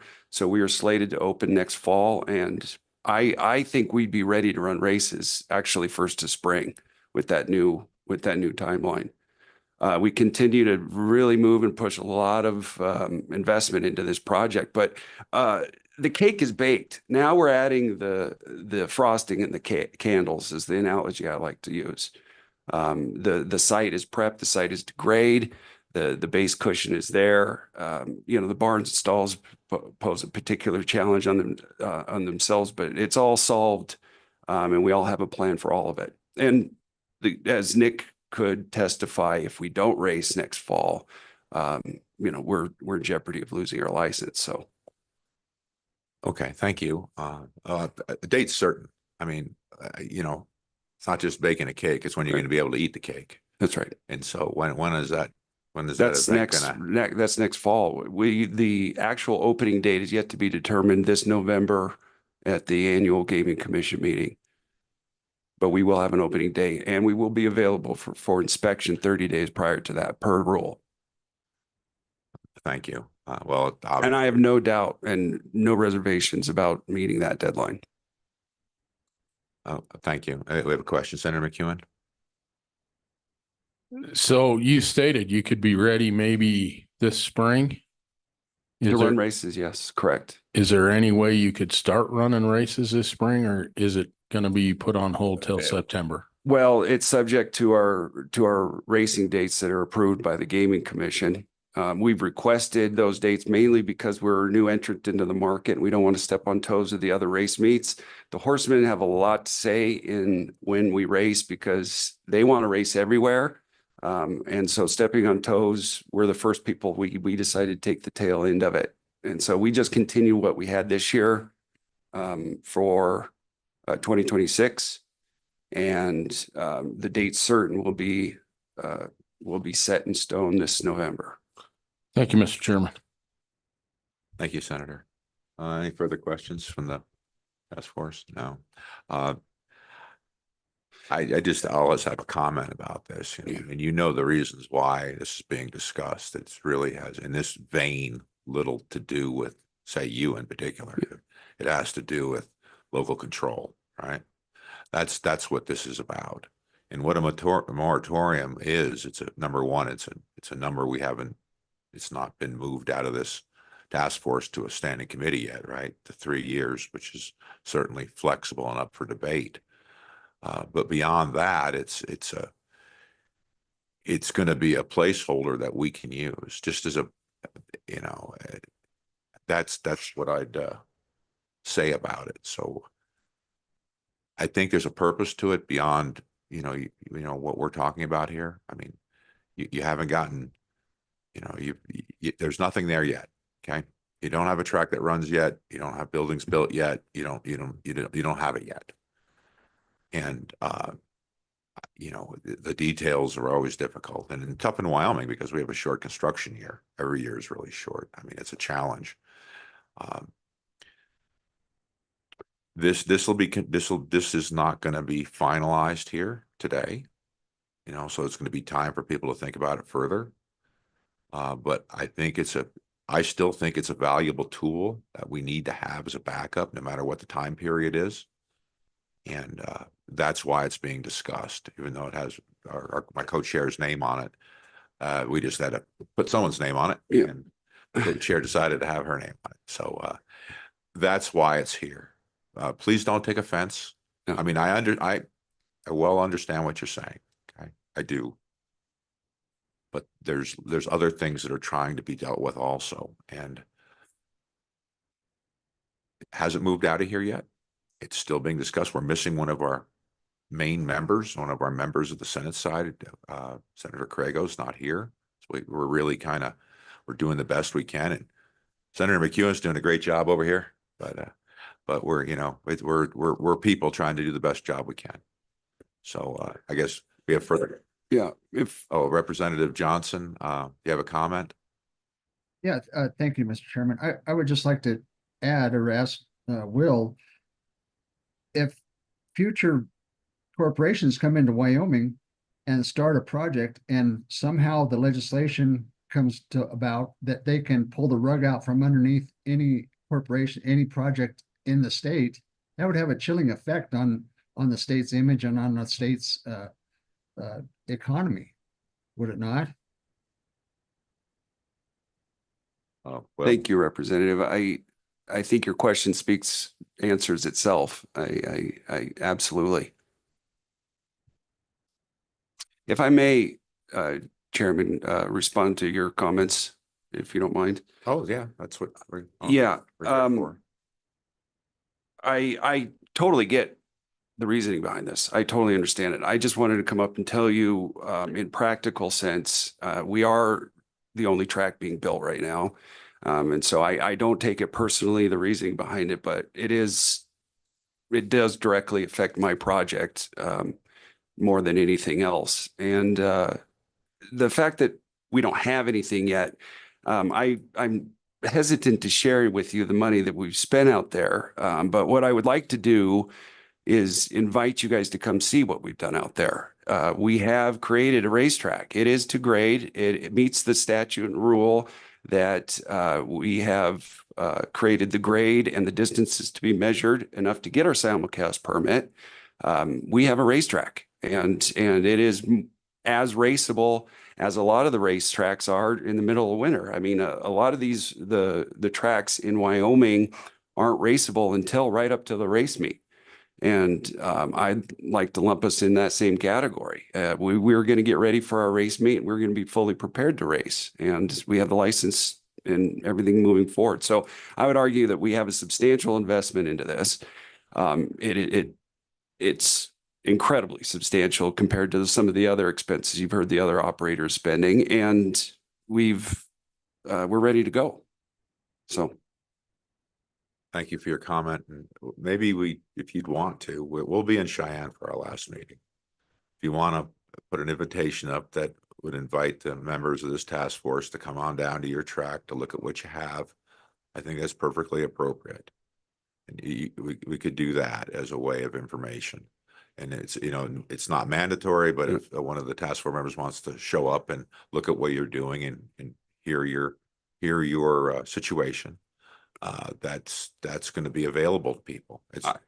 I think that would be incredibly helpful. I really welcome that opportunity, whether formally or informally, piecemeal or otherwise. I'd love for you guys to come see what we have. And to that end too, I think you guys would see the development potential for the county, the place that where we're at and the exit we're on. I mean, it is just waiting to be that economic driver in that much needed area of the county. Oh, it'd be informal, sir. Yeah. And you're always welcome to come up here and testify. This is Thank why we have these meetings, is to listen to the public and to people that are affected by what we're talking about. We're doing it so we don't have to really do it later, right? So we try to get this work done now to make it more streamlined. So your opinion, whether I agree or disagree with it, is valuable and important that the public hears it and that you have a voice. Okay, so I I agree. just want you to know that. And Mr. Chairman, yes, along those lines, I've offered to meet with you in Rock Springs to drive over and have a one-on-one chat so we can have more candid conversations if you have, questions a little more directed about the business. So just know that offer to come meet with you is still open. I'm happy to come talk to you. thank you, past Senator Emeritus Ellis, now legal counsel. Yeah, thank you, Affy, for that invite. We're all busy. We'll be in Cheyenne. Maybe there's a better opportunity there. I don't know. We'll see, but it's always going to be informal. It's not going to be a formal meeting. Sure. It's going to be kind of optional if people want to do it. As a way of, if our task forces are individually elected people that can pretty well do what they like to do. And that's the way it's supposed to be. So, but thank you for your testimony. Thank you. Any further public comment?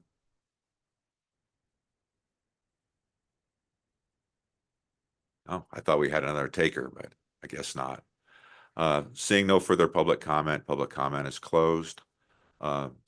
Task force, further discussion on this proposed bill draft. Co-chair line. Mr. Chairman, I move that we carry this forward to our next meeting. Just keep that placeholder for the fail-safe. Any objection, task force, that we carry this forward to the next meeting? Okay. Then I don't think we need a motion or, no, so we're good. All right. Now we're finally on to the next subject. So I guess the Gaming Commission, with that, is Nick, are you the person who's going to talk about this? Regulatory matters, criminal gaming, gambling, and exceptions. Proceed, Nick, when you feel ready. Thank you, Mr. Chairman.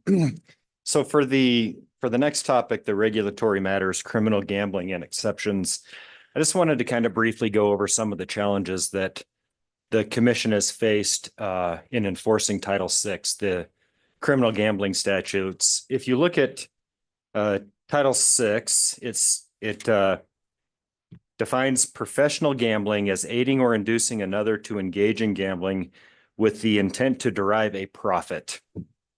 When you go through the definitions, profit is defined as profit means benefit other than a gain, which is realized or unrealized, and direct, including benefits from unequal advantage in a series of transactions, but does not include benefits of proprietorship or management of a business, wherein a game, wager, or transaction described in Wyoming Statute 67101A triple IE occurs. In some of the criminal cases that we've worked, this has become slightly problematic. The definition of profit is extremely confusing. We've worked with county attorneys and district attorneys who can't even wrap their heads around what this means. When it starts talking about realized or unrealized gain, a gain of what exactly? So that's just the definition of profit is one thing that we may want to look at to tighten up the criminal enforcement of illegal gambling. The other one, and I know we've talked about this one before, is the bona fide social relationship. Wyoming statute doesn't define what a true bona fide social relationship is. What the commission is finding is that this is kind of the exception that a lot of locations are trying to skirt to bring illegal operations into a quasi-legal operation. They operate under the exception that, well, we have a bona fide social relationship. That exception to gambling was really passed years and years ago for a group of friends to play a poker game in their garage or in their basement. We're finding poker tables in just about every bar that's around. Now we have locations that are actually opening that are nothing more than poker halls. And they're membership-based poker halls. to satisfy the bona fide social relationship. So I just wanted to bring that to your attention that those two, the profit definition and the bona fide social definition or lack thereof, when it comes to the criminal enforcement of the illegal gambling has been problematic. And I would stand for any questions on these. Thank you, Director. Question, Co-Chair Line. Thank you, Mr. Chairman. In regards to bona fide social relationship, is there a key phrase that the commission is looking to use or has talked about using or is proposed amongst yourself, but not been brought to the committee? Thank you, Mr. Chair, Madam Chair. So last year there was a bill draft that defined bona fide social relationship. I don't have that one directly in front of me, but it said something to the effect of a bona fide social relationship is a genuine relationship that did not or was not created for the sole purpose of gambling. We looked to, I believe that came from maybe Colorado, after there's been some court cases in the exact same bona fide social relationship exception. That really kind of does clear that up to where it's not, you can't just invite people over to play poker. You have to have a genuine relationship between friends, and it cannot be for the sole purpose of gambling. Thank you. Thank you, Co-Chair. Representative Webb. Thank you, Mr. Chairman. I guess I would like to see from the commission your suggestions for, in addition to LSO and anybody else, your input of what you would like definitions to be. You guys are the ones that have, the commission is the people that have actually worked with the county attorneys, the prosecuting attorneys, and we just want, I would like to make sure that your input is heavily weighted in any recommendations. Mr. Chair, Representative Webb, I appreciate that. And I will work with some of the county attorneys and district attorneys and get some of their input as well as what they need to see to help with this. And I'll get that to you. Senator McEwen.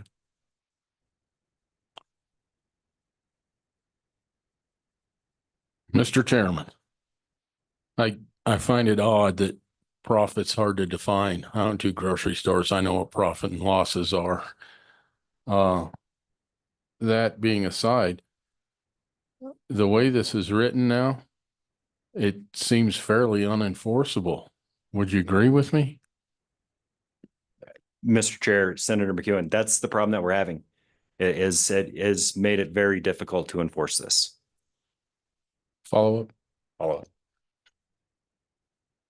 And I don't know how you determine intent on a bona fide social relationship. If everybody says, oh yeah, we're friends. We stopped off and ate dinner before we played poker. So I would like to echo the representative's request on how do we get decent language for it. Thank you, Mr. Chairman. Thank you for your comment, Senator. In regards to the question about how to wrangle this problem, and obviously it's a problem, and the task force members are correct. I mean, you folks deal with this on the ground. You're enforcement agents. You deal with the county attorneys. You try to get things enforced, and you know there's a problem. That's why we're talking about it. But as the story goes, when you come with a problem, you need to carry a solution with you. I learned that a long time ago from a more senior senator than I. So have you looked into the idea of banning this use in a business zoned area? Like if you have a bar, it's in a business, I assume they're in a business zone when their zone is a bar or whatever zoning they do have, that they're excluded from any gaming activities. And because you're never going to capture everybody, Director, right? They're going to be at their home doing their little gaming. But when they're going to a business, right, and setting up a business with this and doing their little, you know, skullduggery with their naming of their group because they had a beer together, maybe. Or maybe they're still Republicans or Democrats for all I know, right? That's their bona fide social relationship. I mean, it doesn't take much. But have you looked at any of their mechanisms as a group, like to try to define it differently than what we're trying to do now? Because the bona fide social relationships, it sounds like frankly, a fool's errand to try to figure that out, because anybody can say they have a bona fide relationship. So that doesn't work, right? So let's move on to the next thing. You know, what other ideas do you have, or maybe you don't have them on the tip of your tongue right now, of what your thoughts are, what the commission, gaming commission's task force's thoughts are, and in general, you know, what do you, I mean, we're going to do something, but we got to get something sellable, right? It has to be sellable. And trying to dink around with, like, I'll go back on relationships. I don't see how we're going to win that one. But the other mechanisms about zoning, I just wondered if you ever thought about zoning, particularly the type of activity in a zoning district. Because if you're a business, then by God, I don't know why you're going to have your supposed non-business activities going on, because it seems to be related to a business. So just kind of your thoughts on that, and in general, where you're at from you've been dealing with it for years. So what can we glean? Chairman Colby, it's kind of twofold. With locations that hold some sort of a gaming license issued by the state, we have been discussing internally of rule promulgation that says if you hold a gaming license, any sort of gaming license, that wherever that gaming license is issued to, that location shall not, be involved in any sort of illegal gaming. Because we can hold that, we have the administrative capabilities of holding that license. They're a license holder, so we can control that. But the locations that don't have a license, that don't fall under our administrative purview, we have to approach it from a criminal investigation standpoint. As far as zoning goes, we really don't have anything to do with how municipalities do their zonings. Oh, yeah, just not to interrupt, but yeah, I understand that, Nick. But when we're trying to solve a problem with legislation, that's a tool that we have that could go in the definition. That's why I brought it up. So that can go into the definition of something that is not allowed. You're right, Nick. I know this is more informal because we're a task force and not a standing committee. So yeah, the conversation's a good one, but that's in the meaning I had when I said it, was to have legislation that banned it. And my question was, would that help you? Chairman Kolb, it would help us very much, especially with the ones that don't hold a gaming license, a current gaming license. I look forward to you coming back in our last meeting, and maybe we'll elaborate further on what your commission's position is on what they think on how to solve this problem. And so we all kind of work together, pull the same direction. But any further questions from anyone? Seeing none, thank you for your testimony. Thank you, Chairman. Tamara, would you want to come up? And I noticed you're on the list here to explain this. So do you have anything to add from the LSO? Oh, thank you, Mr. Chairman. I really don't think I need to take up much of your time. With that direction, where we're coming back with our last meeting, if you wanted me to work with the Gaming Commission to take their idea and put it into a bill draft quickly, I could do that. So it was easier for you to move forward on. But if you want to wait until your last meeting to request a bill, we can always vote via email ballot. Tamara, I'd like you to work, if it's okay with the task force, that you work with Nick and the Gaming Commission on coming up with some sort of bill draft that would better address this gaming issue. Is that acceptable to the co-chair? Mr. Chairman, I would ask, can LSO send the committee the bill draft that went to JAC in 2024 with the bona fide social relationship definition? And could we start there with that bill draft? Mr. Chairman and Madam Chair, I can. It was a very simple change to continue use of bona fide social relationship, but it borrowed a definition from Colorado's court case and some of their Supreme Court, who had weighed in on what is a bona fide social relationship. And then it had been worked and kind of simplified a bit by the working group and the committee. And it meant a genuine social relationship between two or more persons wherein each had an established knowledge of the other. Bona fide social relationship shall not include a social relationship which has arisen for the purpose of gambling. And this was presented to the JAC at one of their last meetings. And there was a lot of, I think this particular part made it hard for legislators there to vote in favor or support of the bill overall, because they found that established knowledge of each other was just about as squishy as the original current definition of bona fide social relationship. But that aspect of, it doesn't include your friends because you both enjoy poker. Maybe there was some more support for that. Either way, that's what ended up not going anywhere. We did look at some other policy alternatives based on other states, and some states do that locational restriction, whether it's to limit gaming to your private residence where an individual lives, or to prohibit gaming at commercial establishments and places that serve alcohol. There was not a desire to limit friends playing poker at the local watering hole by the committee who was considering that kind of a policy alternative. There's also other states that can, limit the amount per bet, but of course there's kind of ways around that too. And in an attempt to keep it social, there's also states that prohibit house taking a cut, which I think our statutes tried to do. And as some more background quickly, this came from the Model Penal Code of 1982. And a couple other states adopted it at that time, and they've since moved away from this definition and this bona fide social relationship. So there's not too many other states that look like Wyoming right now with this. Well, could we start? Representative Co-Chair, are you done? Yes. Sorry, okay. Can we start with what they worked on past the bill draft? I think this bona fide social relationship thing is a dead way of trying to do this. It just doesn't work. Could we just say though, could we just state that it cannot be for the sole purpose of gambling?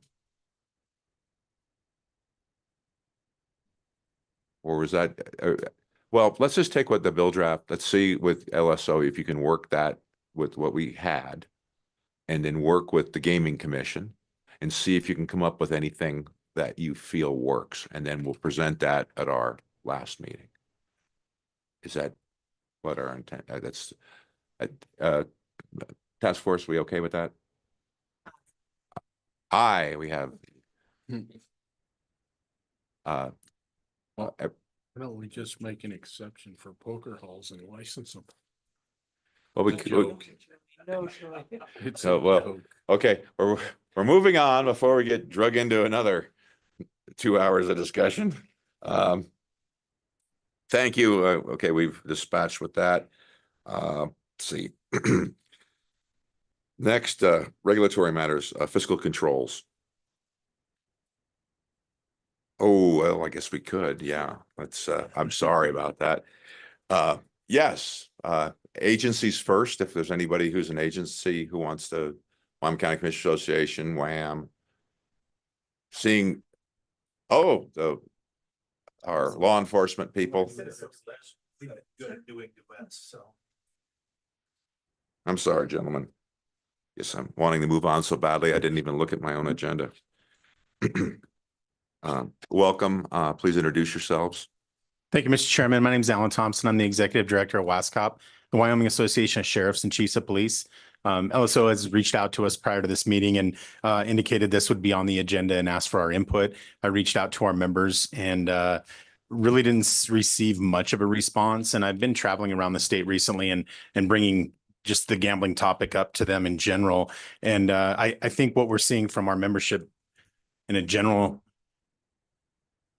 I guess a general response is the Gaming Commission is their enforcement arm and investigatory arm is covering the issues across the state of Wyoming probably more effectively than we've seen in the past with the number of people that they have. So as a result, local law enforcement really doesn't have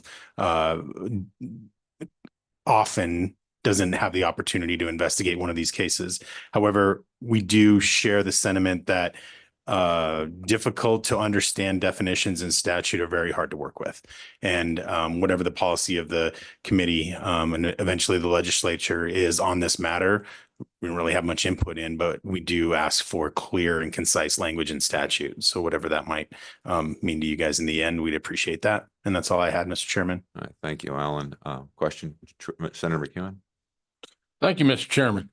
Have we actually arrested anybody or busted anyone for illegal poker that you know of? Thank you, Mr. Chairman. Alan? Yeah, Mr. Chairman, I don't know from our agencies across the state. I would say that 5-10 years ago, local law enforcement was working several cases like this, investigating them and presenting them to county attorneys. I have no idea the success in that prosecution, but I do think the commission has a handle on that and might be able to answer that. Good, Senator? Yes. Okay, thank you. Thank you. Anyone else had a question for Mr. Thompson? No, seeing none, thank you. Sir, would you please introduce yourself? Mr. Chairman, members of the committee, Mike Mosier, Wyoming State Liquor Association. As having worked these issues for quite a few decades, the original definition of profit was actually come about in 2007.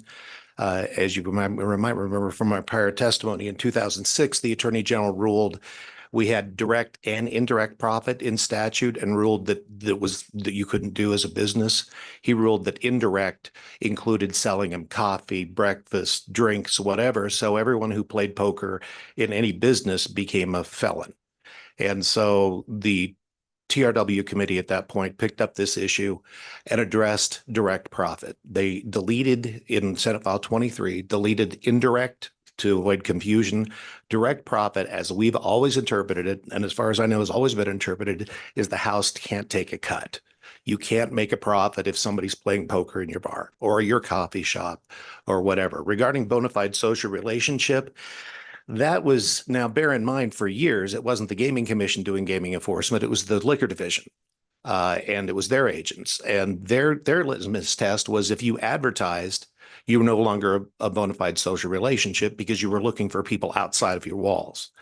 Now, that being said, there are ways to address this. Bona fide social relationship, we get into the weeds about that. I can't imagine law enforcement coming into a group of 6 guys in a local bar trying to quiz everybody if they actually know each other. That would be a little difficult. Also, if you ban poker, that would be quite a stir because people do it in coffee shops. They play cribbage. They do all sorts of gaming that are informal, that no one takes a cut, that are purely social relationships. Extreme examples recently, you might know, we had some poker parlors that opened up in Wyoming, openly advertised as poker players. Well, in our view, and happily in the view of others, that is a direct violation of state statute because you're not a bona fide social relationship if you have to advertise. So are there ways we can address this? Now, bear in mind, committee, we are the industry that loves regulation. We like sideboards. We serve a product that can cause some damage when misused, so we like regulations. We've done 2 huge omnibus bills in the last 10 years directly addressing alcohol, deregulation, re-regulation. It's our friend. Skill games, we advocated for restriction of number of machines, restrictions of establishments, because those sort of things are our friendly place. What I would suggest, committee, is not trying to define bona fide social relationship because that's very difficult. Direct profit, like I said, to me, that's pretty easy. You're not making any direct profit off the game. If you 4 are having a poker game, I don't get a cut because I have a dealer or because I'm making money off of it. What I would do, and actually the Gaming Commission on page 2 came up with some ideas.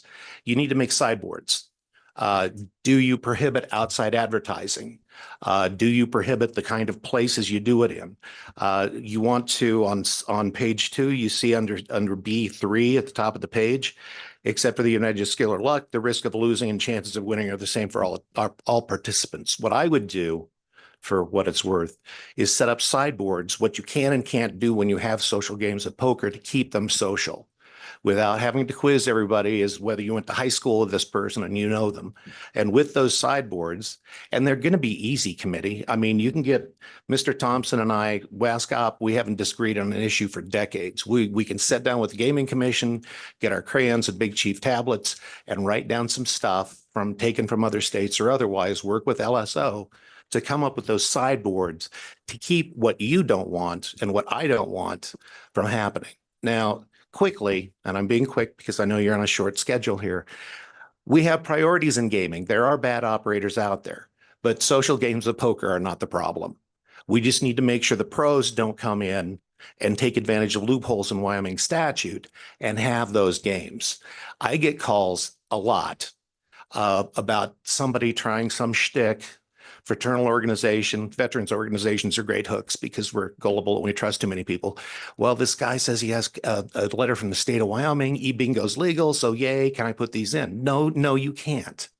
And so we're dealing with bad operators all the time. I want the Gaming Commission to focus on those people and not worry about grandma and her friends playing Texas Hold'em for breakfast. And so those sideboards that I'm talking about, which are statutory sideboards to keep it social, to keep it non-professional, I think are easy to do, and we can come up with it and report back to you. But in a collaboration with industry, that would be us, and law enforcement and the Gaming Commission. So I think the solution can be simple, straightforward. I don't think we need to go into the weeds with bona fide social relationship or direct profit, because to me, that's already pretty self-explanatory. The solution is there, and I'd be happy to help out. Thank you for the opportunity, Mr. Chairman. Thank you, Mr. Mosier. I'll take any questions. And committee, task force, do you have any questions? I have just one thing to say, I suppose. If you'd be willing to work with LSO once we hear public comment. So I'm going to apologize to the public for moving forward because we start talking about other things and it threw me off, and poor excuse for me not doing it the right way. But I'll just say we're gonna at the end of this public testimony, we're gonna then talk about that bill draft going to Tamara as a committee after we've heard all the information. But if at the end, if we decide to support this, you then would be willing to work with LSO on language. I would be more than happy to do so, Mr. Chairman. Is that all right, Tamara, to do such? Okay. So appreciate that volunteerism. You'll be taken up on your ask. Thank you, Mr. Thank you, Mosier. Mr. Chairman. Thank you, committee. All right. Any other industry folks?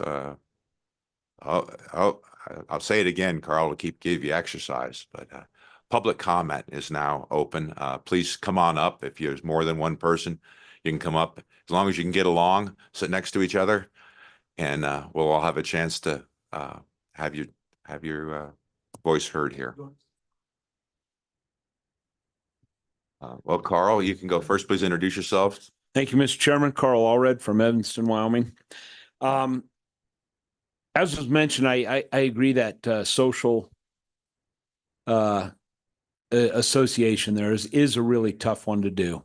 But one area that you can look at and is sometimes is very easy to spot. For example, I was in Cheyenne one day, and so I decided to have some evening time. I went and played poker for a while. And at the bar where they were playing poker, which would be fine, except that one person was the dealer. Now, in a social game of poker, generally the dealer, when you're playing Texas Hold'em, it rotates around. Everybody takes their turn being the dealer, and you're playing. But the one person that's a dealer is taking a cut off every pot. So there's a profit there. That one's a simple, easy one to prosecute. That's professional gambling, inducing somebody to, or aiding somebody to play for a profit. So sometimes those are out there, they're easy. And, whether you want to restrict them out of a commercial establishment, a bar, and I wouldn't necessarily want to see that go, because a lot of social games happen in bars or just wherever. I know state of Washington, years back, they used to have a ban on house banked games. So a location would provide the tables, the chips, the cards, and anybody could just show up there and play. But again, you take your turn being the dealer. There's not a house dealer. There wasn't, the house didn't pay or take a cut of everything. And just the people sitting there socially play poker. they've now changed and they have house bank games. But that was their answer to that, to where they restricted the house banked games. But a lot of these where they're going on in some of the bars, you can spot very easily when they are not a social game anymore. Like I said, where the dealer is getting paid to be a dealer. And so sometimes you just got to look at that. Thank you, Thanks. Mr. Allred. Any questions to Mr. Allred before he leaves? No, seeing none. Off the hook there, Carl. Thank you for your testimony. Ma'am, please state your name and who, if you represent anybody. Loretta Callis, Uinta County and Prosecuting Attorney. The Wyoming County and Prosecuting Attorneys Association doesn't have necessarily a unified position on this matter, but we are wanting to attend and try to provide thoughts or insight into issues. And so in relation to matters, I'm afraid I'm going to be somewhat contradictory because I'm going to encourage you in some ways to include definitions, in some ways not. Senator McEwen was quite accurate. Everyone knows what profit is. And I encourage you all to, when possible in statutes, if there is a common and ordinary use of a word, don't define it. It actually makes prosecution harder, not easier, when you define terms.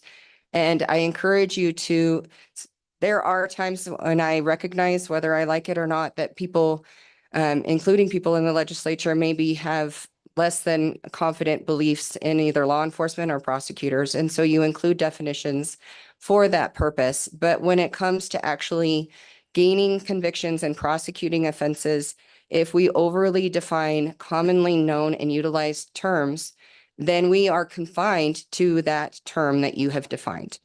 And so in relation to matters, if a jury, if your peers will be able to say this is a profit, strike the entire definition is what I would encourage. There is no need for a definition of profit. A jury can determine what a profit is. You know it when you see it. And so there is no reason for a definition, in my opinion. That's not necessarily the opinion of my association, but I encourage for those kind of things, because we do find that in relation to juries and having those provisions and jury instructions. I don't know if any of you've had to ever sit through a judge reading jury instructions for 35 minutes, but it can take quite a bit of time, and we are required to provide those definitions. So in relation to this matter, I would encourage that there is no need for a definition of a profit. People know what that is. The reason that you have that in there is you want to make sure people aren't gambling their cars, money, all of these other issues, but a jury can understand what that means.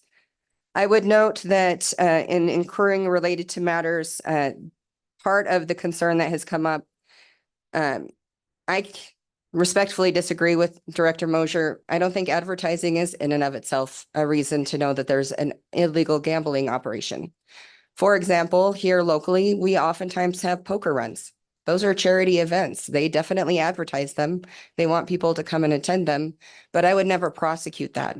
That is not an intent for profit for the individuals. It's a nonprofit organization raising money.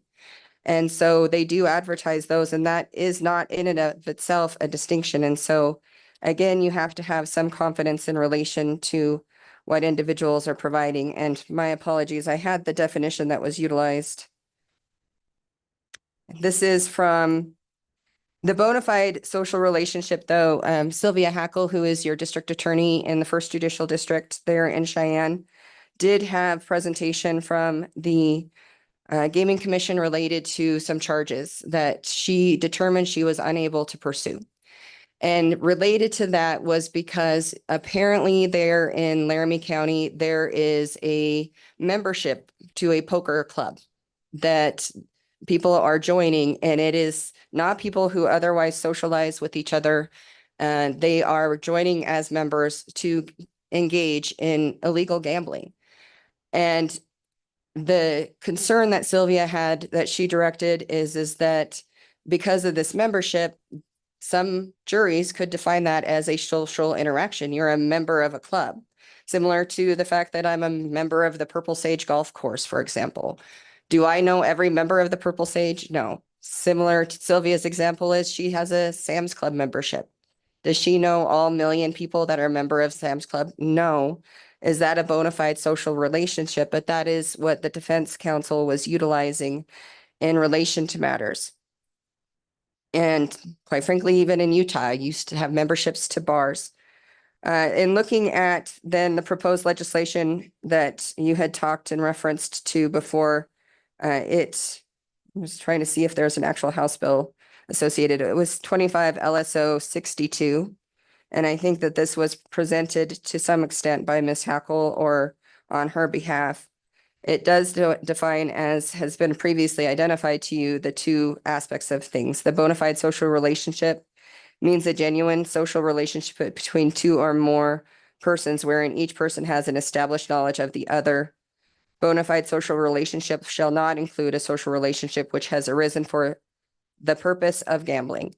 So the first half of that definition, I can see how a prosecutor would have a problem. Because quite frankly, even though I'm not close friends with some people that maybe I have a membership for, I likely know them. We might sit in a room at the same time. The second half of that definition, though, bona fide social relationship shall not include a social relationship which has arisen for the purpose of gambling.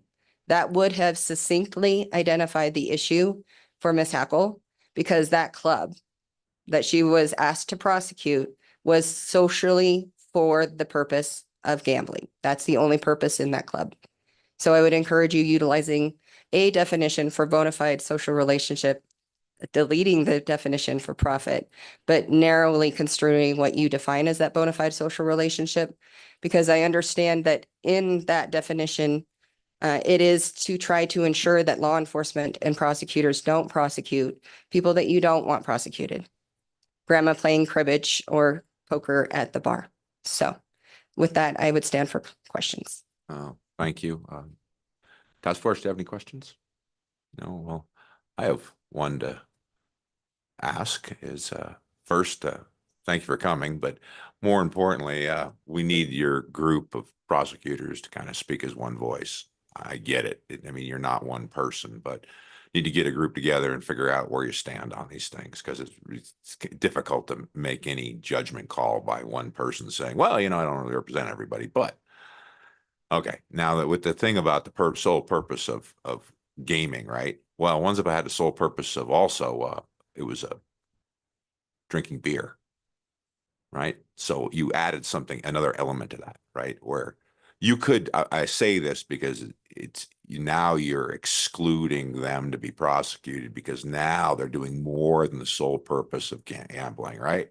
There's an easy way out of that where you can add another element to it, and then now you're done, right? I get it. You have to prove this stuff in a court of law in front of a jury typically, so not easier said than done. So we've got to come up with some constructive way of doing this, because you're right, because whatever you and I think here at the moment, there's someone else going to think about it and go, you know, I can get out of it by doing this. And I just gave you one example of how I get out of it. Just expand what you do, because it's not the sole purpose anymore. I mean, then you're in the same boat, right? So look forward to working with your association and try to come up with something. As the good Senator Nethercott taught me a long time ago, you come with solutions, not problems. And so we need to continue to have this conversation. We're going to try to work this. You know, this bill didn't die in the Senate. It died somewhere else, but a dead bill is a dead bill, no matter who killed it. But we have to get a hold of this. And I do appreciate you taking your time to come here. Second day, I didn't recognize you because you're dressed differently today. And I'm a terrible witness for people, what they look like. So thank you, though, for your testimony, and thank you for what you do publicly for the public. And thank you, Chairman Kolb. And in relation to just a brief response, I have found that a motivated individual will oftentimes find ways to skirt around the law. And so that is, we should work together in language, because you can certainly qualify that to say a substantial motivating purpose is for that with that, and that would negate your example, for example.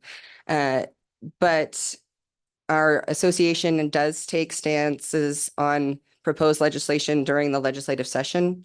in these meetings. It is very difficult for us since it is so transitionary. But we will take those unified positions. And as you're aware, unfortunately, many of us are not able to attend in person, especially in Cheyenne. And so I appreciate you coming to our communities. And thank you. And I do work with our county attorney, Aaron Mosby, and I hear the same story from Danny. They're very busy. You're working attorneys. You know, you're not just sitting there directing folks. But once again, thank you, and thank you for coming.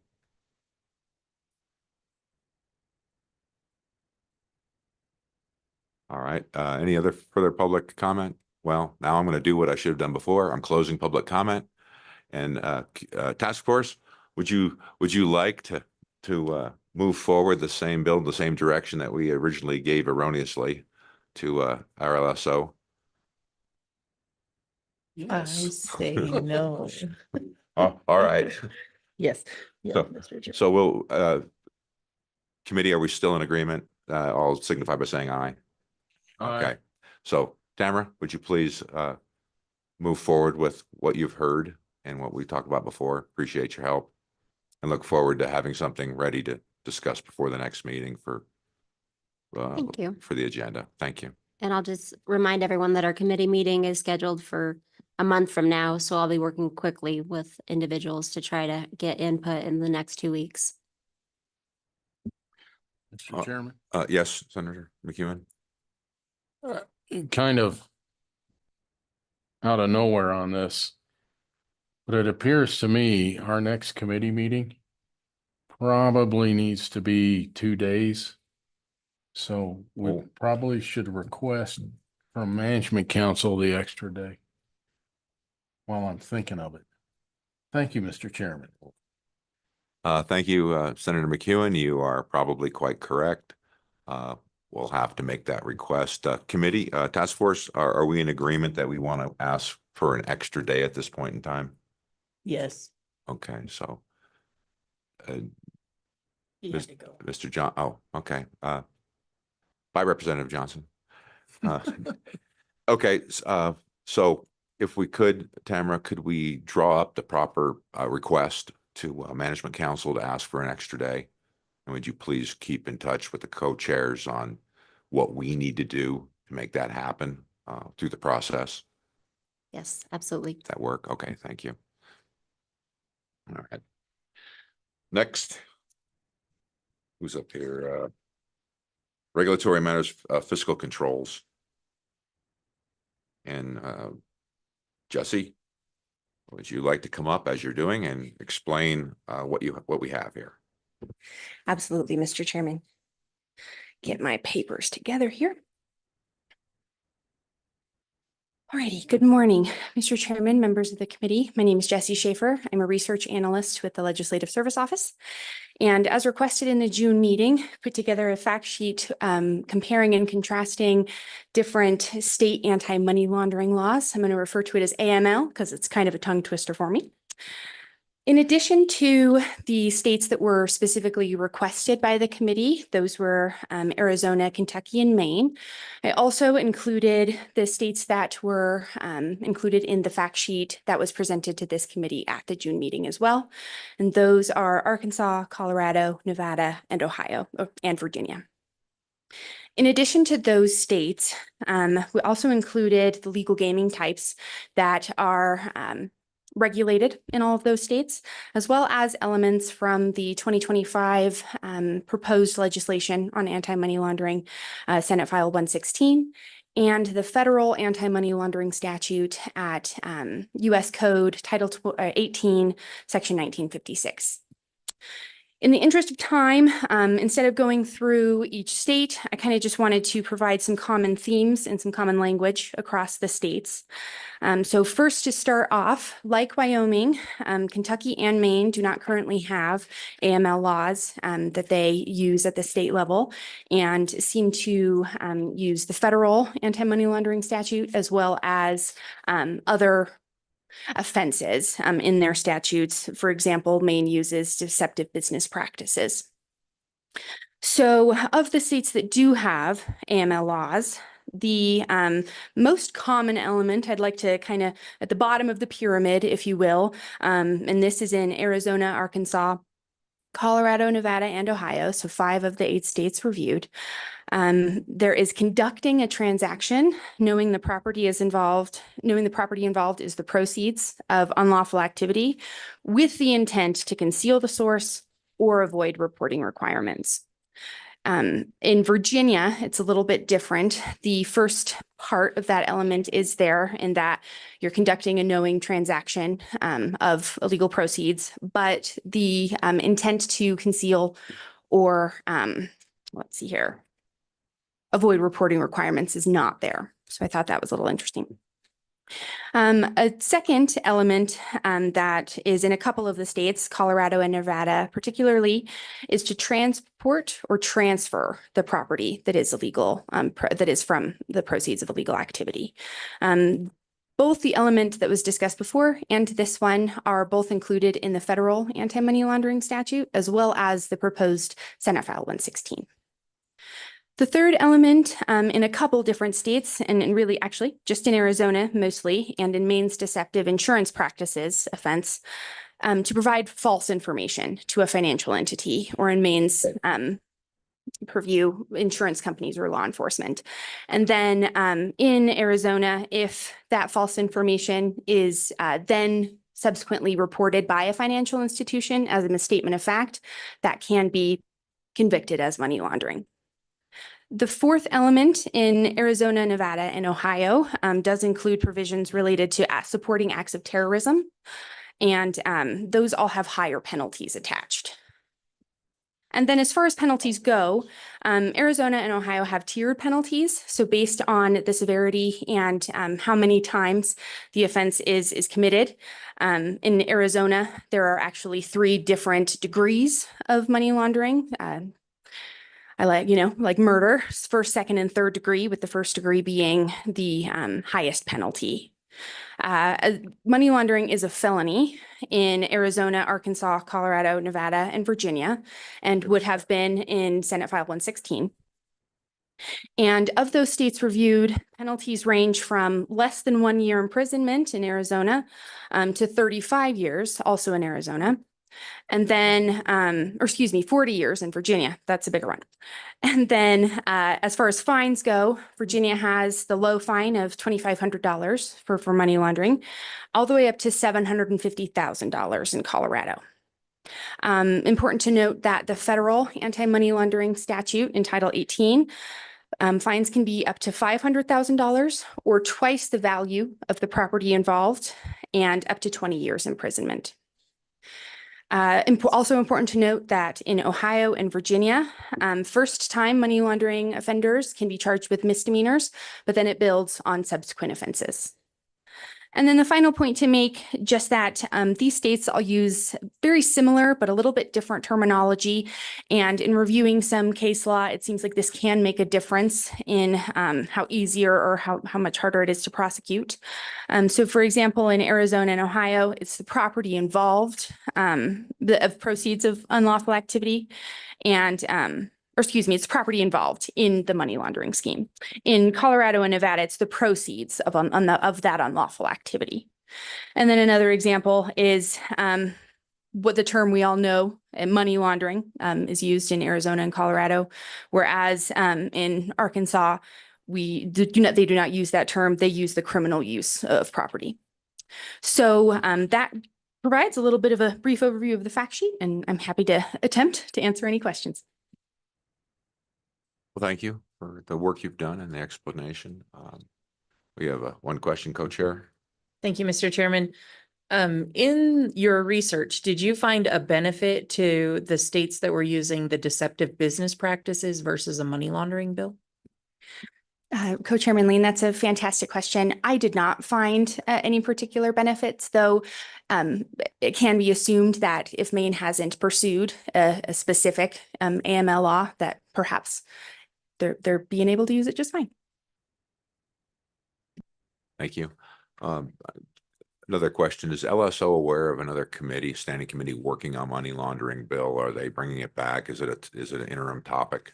Does anyone know? Mr. Co-Chairman, I am not sure, but Mr. Chairman, I don't believe that any interim topics covered this, although this would obviously be a bill that the Judiciary Committee. You could recommend the Judiciary Committee take over if you wanted their judiciary expertise. But otherwise, it could go to Management Council as well if you want a bill on the topic. Thank you. I was just making sure we're not doing redundant work. Although this information is important for the task force to understand because it's a problem. So I think we're not wasting time doing this, but I just wanted to moving forward with the bill draft, and then having, say, judiciary, whomever sponsor it.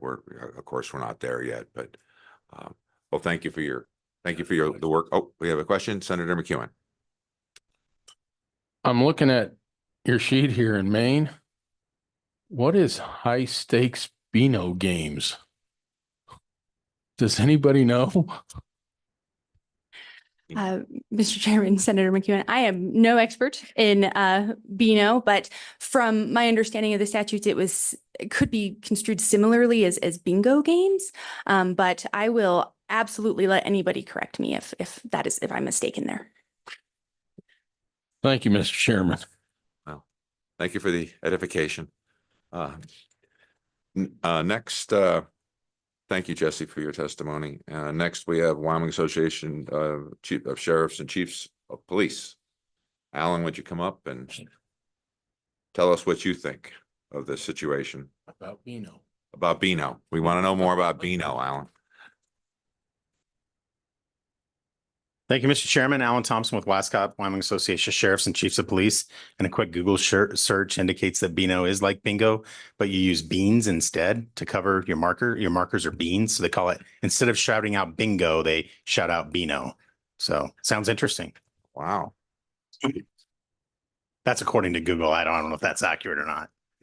It has to be true. I'll bet that Everything game, on Google and the internet is true. I'll bet that game's big in Boston.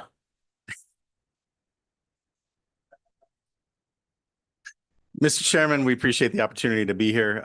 We've reached out to our membership and find some kind of widespread support for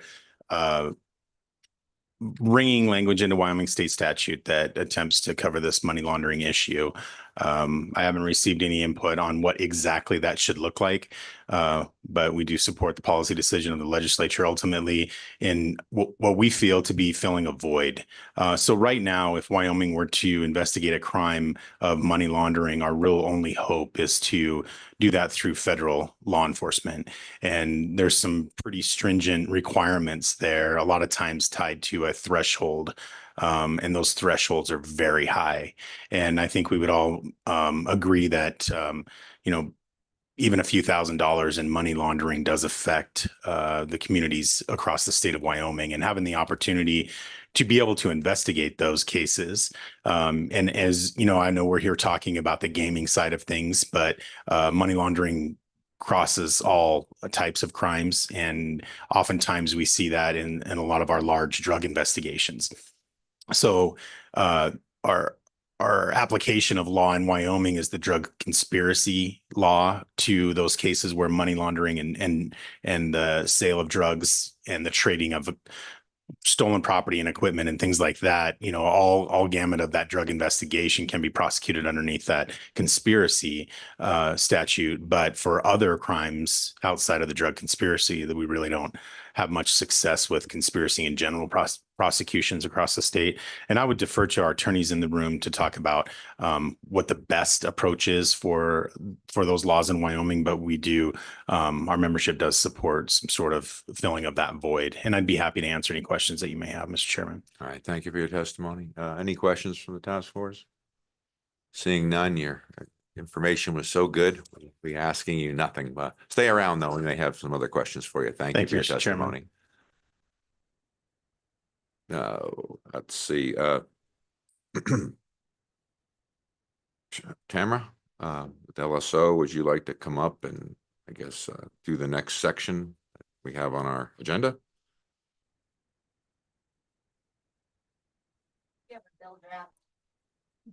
Well, it's the order then. We wait to public comment then. Is that what you want to? Unless you'd rather have public comment. Well, on let's this just talk about the bill generally. draft right now, then we'll have a chance for the public to comment on said bill draft information that they hear.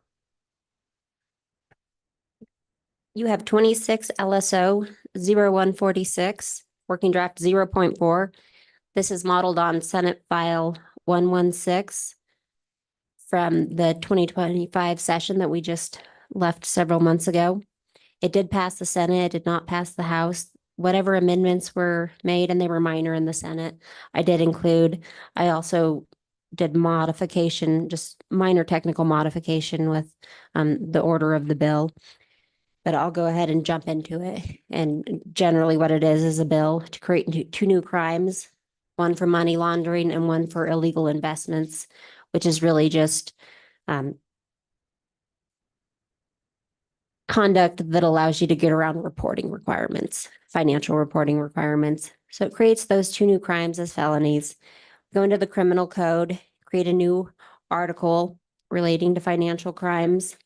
And the text of that bill and that new article is on page 2, line 19, Article 11, money laundering and illegal investment versus the definition section as used in this article, which will be the two new crimes.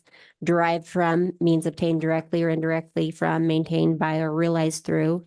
Just as a bit of commentary, this might be one of those definitions that the ordinary use of the definition might not be too different from how you've defined it here. And if you let that stand, you might not need to define it. Then financial institution includes a foreign or domestic money transmitter or an authorized agent thereof, casino, check cashier. And I'll start on page 2, line 30, person engaged in a trade or business. So pretty broad definition there.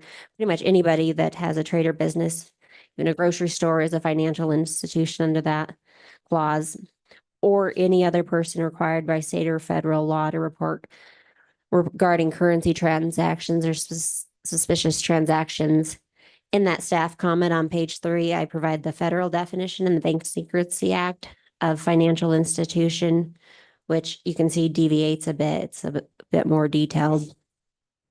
One suggestion you might consider is whether you want to more closely mirror or even just reference that definition if that's if those are the financial institutions you're worried about people avoiding reporting requirements from, then you could just point to that definition. The use of the word casino also has raised some eyebrows as we draft this and pass it along for review, because Wyoming doesn't have casinos, but of course a Wyoming crime could involve a casino in another state, and whether you'd like to make that more specific to a entity that's licensed by the Wyoming Gaming Commission, or whether you'd want to keep it as casinos. Then on to page 5 is the definition of property, which is rather similar to a definition we already have in criminal code. It means anything of value, including but not limited to real estate, tangible and intangible personal property, and includes any benefit or interest without reduction for expenses incurred for acquisition, maintenance, or any other purpose. So again, I think that the reason that this definition was used in the statute that we borrowed this from, New Jersey, is because the crime is tied to the amount of money that you're laundering. So if you're laundering more than, I think, $75,000, and I have the thresholds on the next page, but you don't get to net out. It's not your after your expenses of crime that the amount matters. It's the gross amount that you're money laundering. There's that definition that already exists in the criminal code of property. So you would have two definitions in the criminal code. One would apply generally, but then this would apply within the article. Then we jump into the crime itself on page 5. A person is guilty of money laundering if the person transports or possesses property the person knows or reasonably should know to be derived from criminal activity. And just to be candid, this is probably the paragraph that gives attorneys the most head scratching when we read it, because it is very broad. That would be all that is needed to make a felony, is to transport property that you know to be derived from criminal activity, and that property and that crime involved could be a low-level amount of crime, and yet you're making it a felony with this. Hold on a sec. We have a question. Thank you. Senator McEwen. Thank you, Mr. Chairman. I'm looking at this and I could see why it would drive attorneys crazy. How do we know what reasonably should know is? Is there a test for that? Thank you, Mr. Chairman. Cameron. That in itself, Senator and Mr. Chairman. That's a great question. Reasonably should know, or having constructive knowledge, or having actual knowledge. Those terms are somewhat more developed through case law and through jury instructions in the cases, the appeals from people who are incarcerated after being accused and found guilty of having actual knowledge and then acting out and creating a crime. So those standards are somewhat more developed in the attorney and the prosecuting world. But you're right. It is a reasonable person standard, and it is something that that can be a bar to prosecuting if you're reasonably should know versus actual knowledge. Tamara, is it fair to say it's a term of art Yes. in the legal world for what you have to prove as a prosecutor or defend against this? That's correct, Mr. Chairman. It's a term of art, and I think the jury instructions that have been developed to go along with it maybe are a little bit more articulate of how you define that. That's us as legislators. It sounds, questionable about what it really means, but in another world, it's defined. I mean, it's a well-known element, I would say, right? That is right, but I think perhaps to the bigger point, that combined with the fact that you are now making it a felony to transport or possess any property that a person knows or reasonably should know was involved in criminal activity, even if that criminal activity itself was, $50 or some low-level misdemeanor. And where I think maybe things went awry is when this statute was copied from, when this bill draft was copied from New Jersey, it didn't bring in the fact that that transporting property was only a crime if it was more than $75,000, and different degrees of crime, third-degree crime, then $500,000 was the next threshold. So it didn't apply to a shoplifted pack of gum or something like that. It was fairly significant. But this will kind of be a theme throughout the bill draft, that knowledge, actual knowledge or constructive knowledge, and how there's kind of different elements. They call that the mens rea. When a criminal is acting, do they have to have a specific intent, or is it enough that they're just doing what ends up being a crime? And it's kind of intermixed through this draft. So I'll try not to bore you with too much of that, but point it out where it exists. Paragraph 2. So that was the first way you could be guilty of a felony of money laundering. The second way is to direct, organize, finance, plan, manage, supervise, or control the transportation of or transactions in property the person knows or reasonably should know to be derived from criminal activity. Then 3 is to engage in a transaction involving property the person knows or reasonably should know is derived from criminal activity. Tamara, Mhm. we have another question. Okay. Senator McEwen. Thank you, Mr. Chairman. So, as I understand this, you used an example of shoplifting a pack of gum, which is a misdemeanor. But if I shoplift the gum and then give it to somebody for a favor or something, now I'm actually laundering the gum. Is that now a felony? Thank you, Senator. I think you've pointed out what might be an unintended consequence of paragraph 1 on page 5. Yeah, if you transport or possess that and you know it was derived from criminal activity, you're guilty of money laundering. Thank you, Mr. Chairman.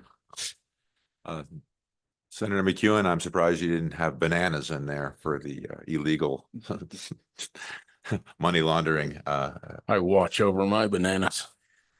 All right. Well, thank you, Tamara. Well, could we, as we go through these things, keep a mental note of what was pointed out, because I think Senator McEwen makes a great observation. Is really, are we going to get money laundering for a pack of gum or a banana or whatever, de minimis activity that's going on here? So I continue. I'm sorry. Then that paragraph 2 on page 6 was to direct, organize, finance, plan, manage, supervise, or control the transportation of or transactions. So to direct your friend to transport that gum and give it to another person. Paragraph 3 is to engage in a transaction involving property the person knows or reasonably should know to be derived from criminal activity. Plus, having with the intent to facilitate or promote the criminal activity. So you have that specific intent to continue furtherance of a crime. To, for example, use money to buy arms to commit an armed robbery. Have that specific intent. And then, so that's the way you can do, one of the ways you can be caught on that paragraph 3, or knowing that the transaction is designed in whole or in part to conceal or disguise the nature, location, source, ownership, or control of the property derived from criminal activity, or 2, to avoid a transaction reporting requirement under the laws of this state, any other state, or of the United States. But for purposes of this subdivision, the transaction or transactions shall not be required to exceed any transaction reporting threshold under state or federal law at any single financial institution or on any single day. So that more captures I think what everyone thinks of when they think about money laundering. You're trying to conceal or disguise the property, or you're trying to avoid using low-level cash transactions to avoid it being picked up under financial reporting laws. I have a staff comment there kind of noting that different standard that applies. And, I looked at cases in this New Jersey from which it was based. It's not the only state that has that language. And they seem to do very well prosecuting. At least there's been some challenges, but it seems to have worked very well for them. So perhaps it's not an issue, but there was at least that tie that we didn't bring in with this bill last year, that there was it only applied to the felony threshold level of amount of money if you wanted to create that. So it wasn't a low-level crime or low-level monetary value. But then there's also all the other ways that other states have structured it as well to avoid sort of that just transporting property being money laundering issue. On page 8, subsection B says that for purposes of this article, property is known to be derived from criminal activity if the person knows or reasonably should know that the property represents proceeds from any form of criminal activity, which is sort of confusing if you're feeling a little bit circular at the moment. I don't blame you, because it is sort of a circular definition where you define property as known to be derived from criminal activity as knows or reasonably should knows. But you've just used that term throughout the bill as well. So you could simply delete the subsection and refer to it as property that is derived from criminal activity or represents the proceeds of criminal activity. I have that suggestion there for you on page 8, lines 16 and 17. Finally, you have the penalty portion in subsection C. It's a felony punishable by up to 10 years and a fine of not more than $10,000 or both, which I think you heard from looking at other states. Some other states have that penalty tied to the crime itself. The next creation of a section is the second crime of illegal investment. It's 631103. Subsection A says a person is guilty of illegal investment if with the intent to evade a transaction reporting requirement of this state or of federal law, which is the Federal Bank Secrecy Act, or any rules or regulations adopted under those chapters or sections, the person either 1, causes a financial institution to fail to report or to file a report that contains a material omission or misstatement of fact, or 2, structures or assists in structuring any transaction with one or more financial institution. And that means that the person acting alone or in conjunction with another conducts one or more transactions at one or more financial institutions on one or more days for the purposes of evading financial reporting requirements. So that, you can imagine that means going to multiple banks or having multiple people go into banks or casinos or whatever the business is to and using lower level values of money to try to avoid getting on the financial reporting radar. Finally, illegal investment is similarly would be a felony punishable by not more than 10 years, a fine of $10,000 or both. This would be effective July 1st, 2026.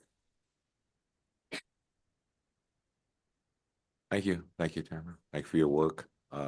Task Force, any questions? Seeing none. Oh, we have a question. Co-chair. Sorry to hold you Ryan. up. Thank you. Thank you, Mr. Chairman. My question is about the casino language. By putting it into the money laundering bill, would we preemptively be saying that Wyoming is looking for Class 3 gaming?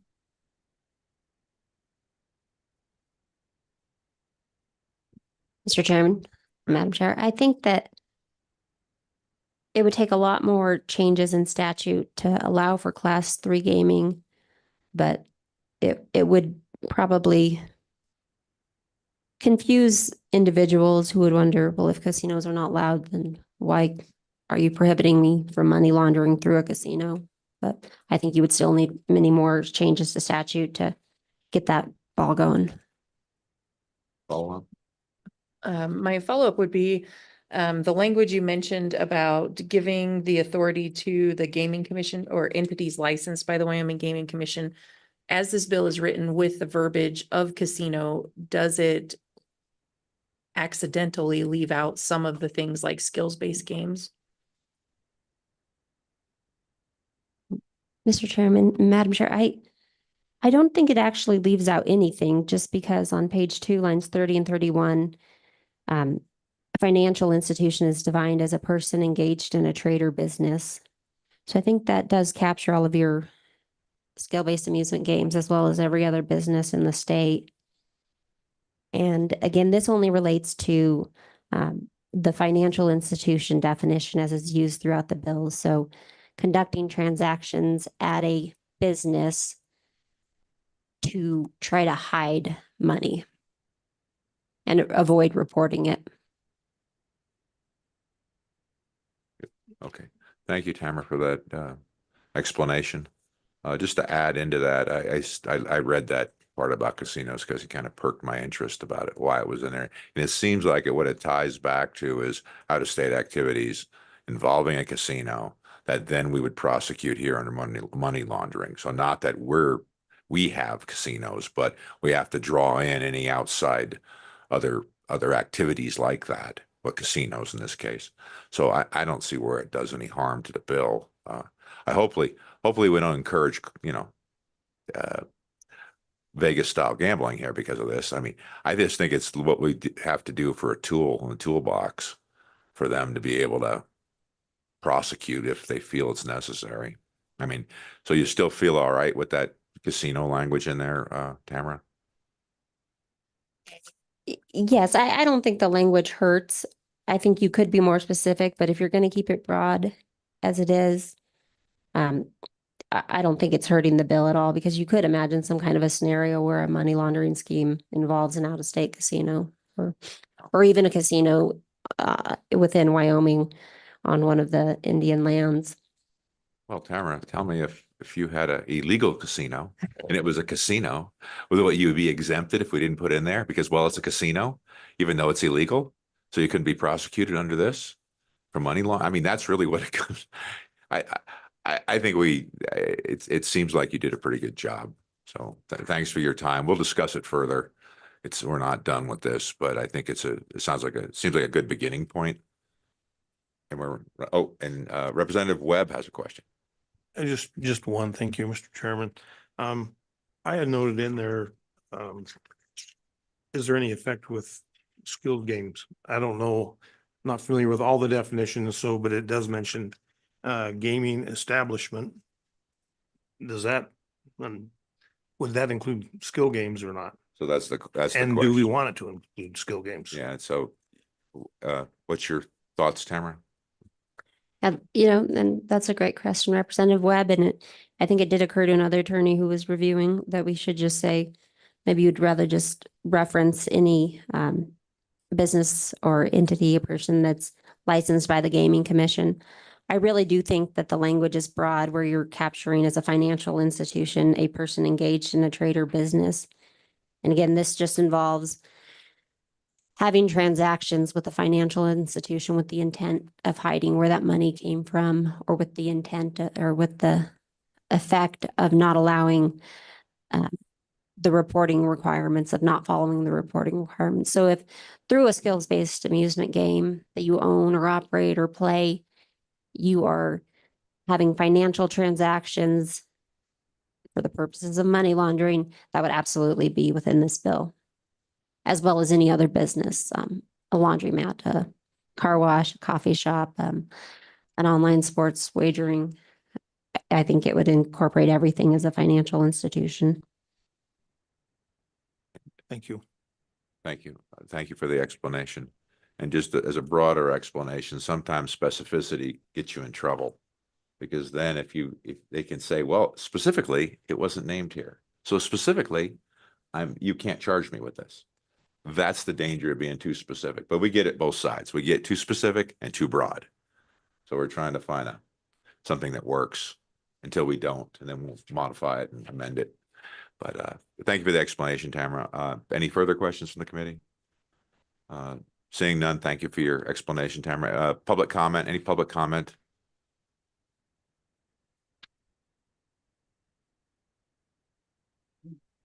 Oh.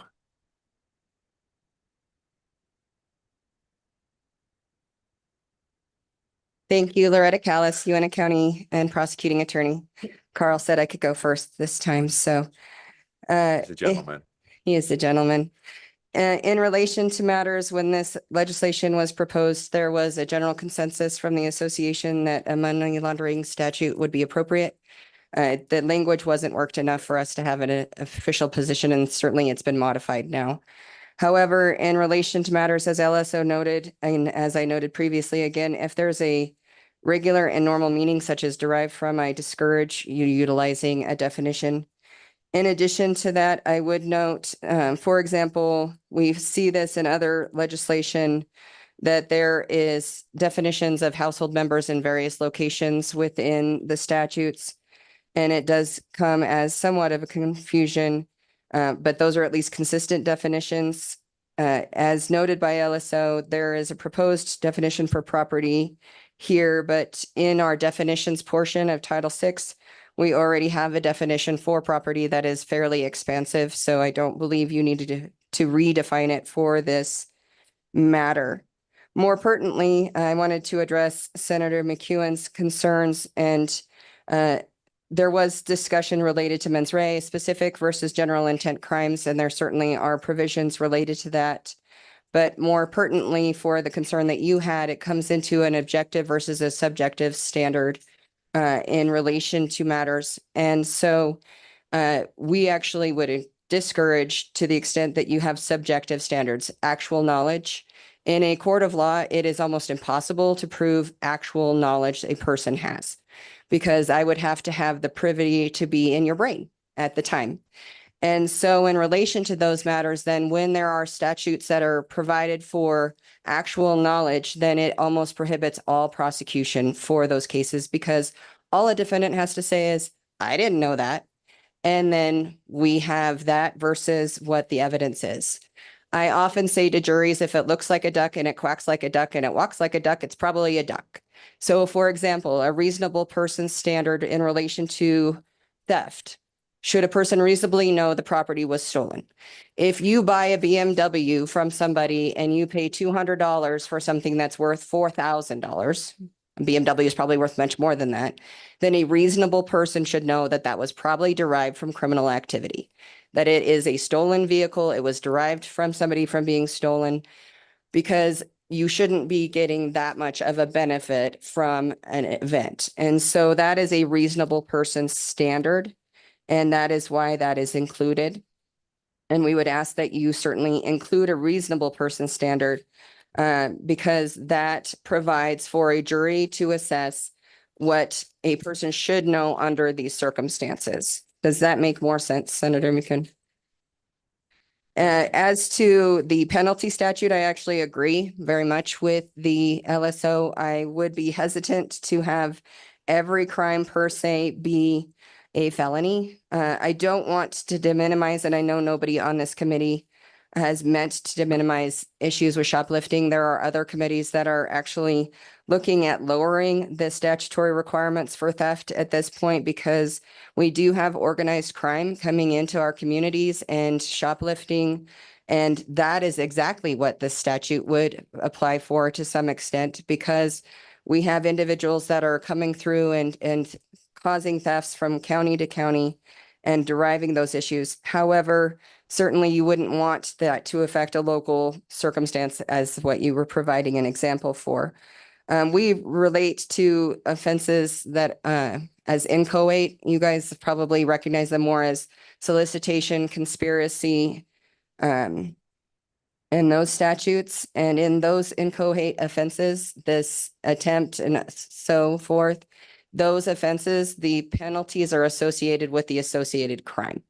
So you could, in this subsection C, identify provisions for the penalty to have the same effect as the associated crime, rather than just a standard penalty. So if you are money laundering related to a drug conspiracy, depending on that drug conspiracy, it could be 20 years, 10 years otherwise, but certainly that would ensure that a money laundering in relation to a misdemeanor didn't end up being a felony. And so that would be a suggestion that I could provide in relation to those matters. Again, a lot of these times you're having a lot of faith in our law enforcement and our prosecutors to not charge somebody for stealing a stick of gum as a money laundering felony.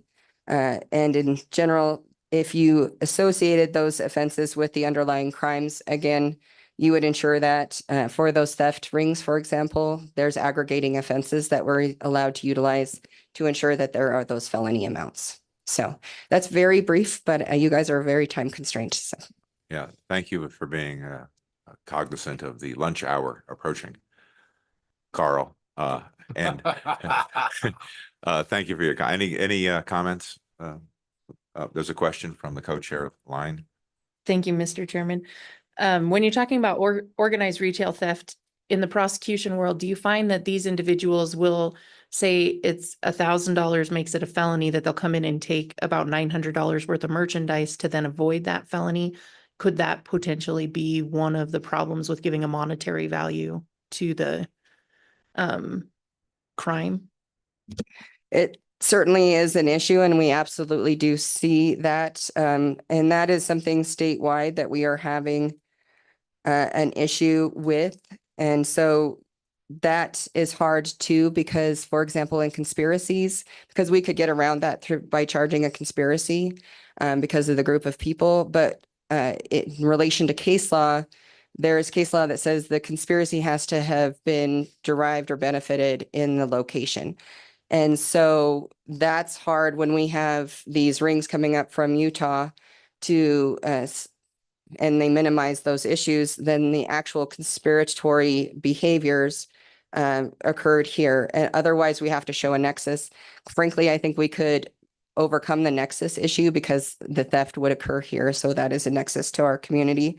But it is hard to show that organized discussion.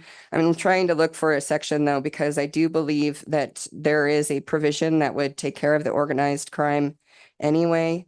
And that's the subsection 2. If we have what we believe is sufficient proof to show that they direct, organized, or finance, then I think that that would also deal with the organized crime with the thefts that we're seeing statewide. It is a problem. There is no getting around it. Thank you for your comment. Further questions, anyone? Seeing none, thank you for your testimony. Thank you. Carl? Thank you, Mr. Chairman. Just a couple real quick comments.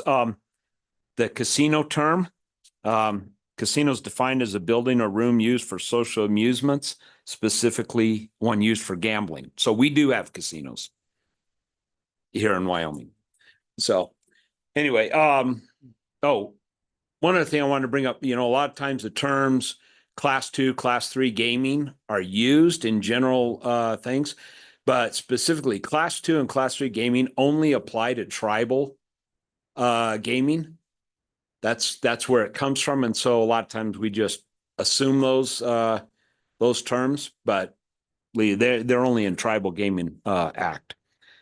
But anyway,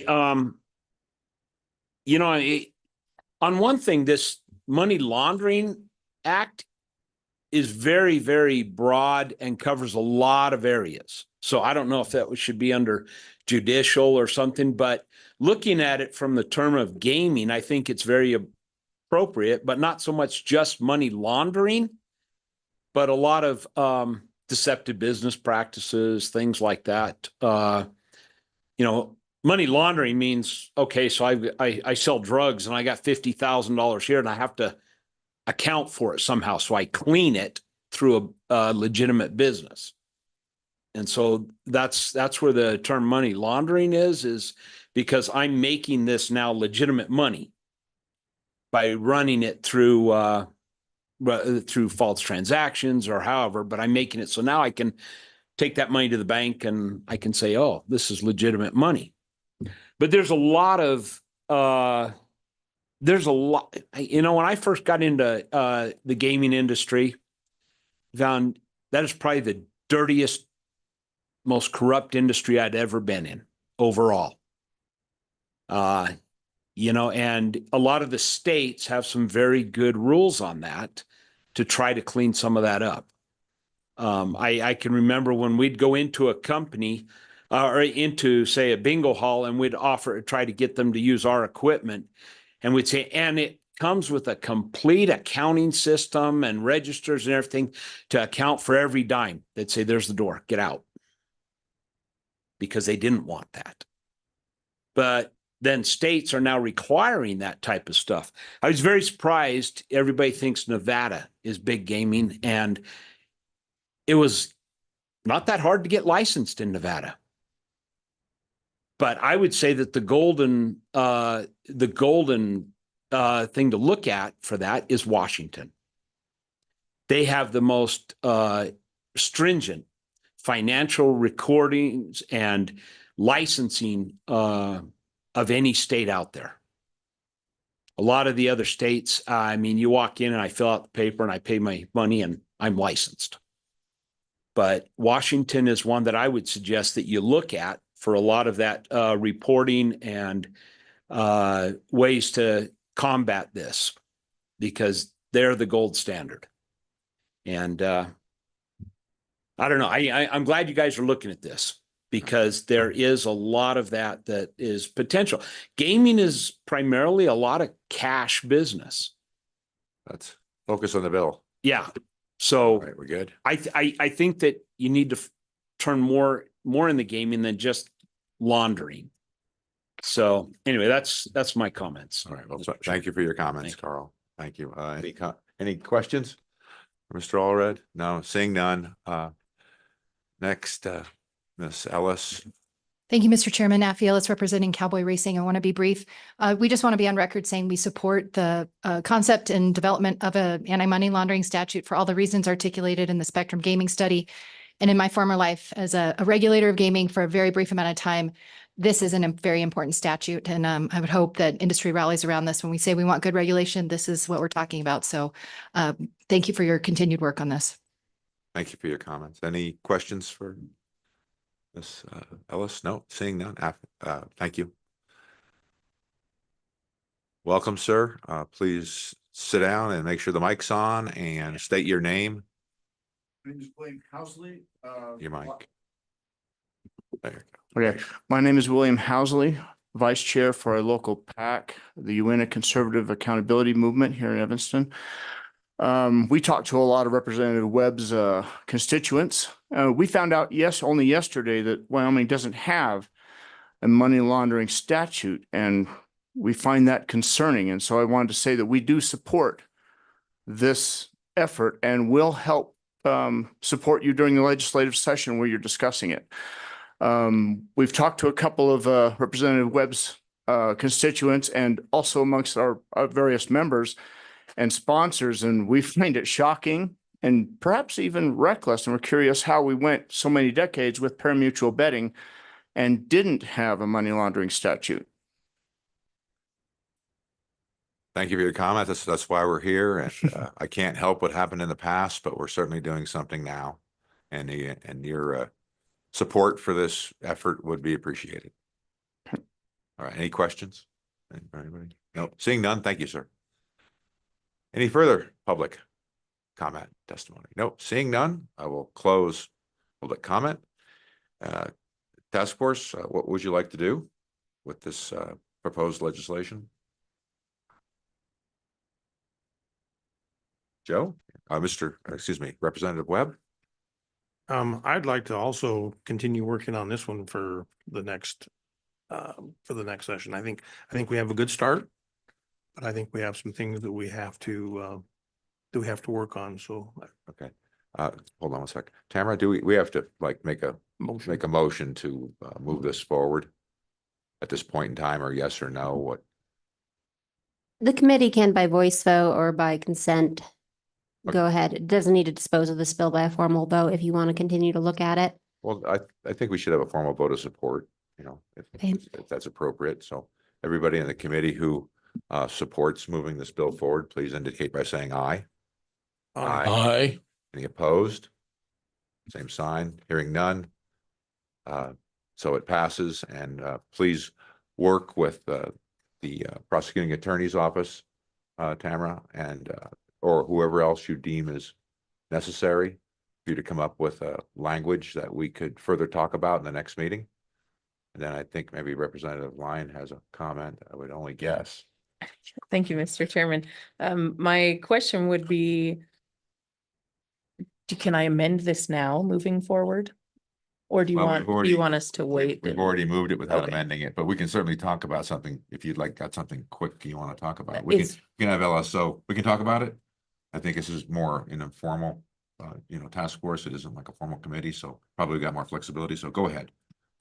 Predominantly what I'm looking at is the definition of property. I would like that to just currently align with the Wyoming statute. Okay, that's okay. Is the task force in favor of this?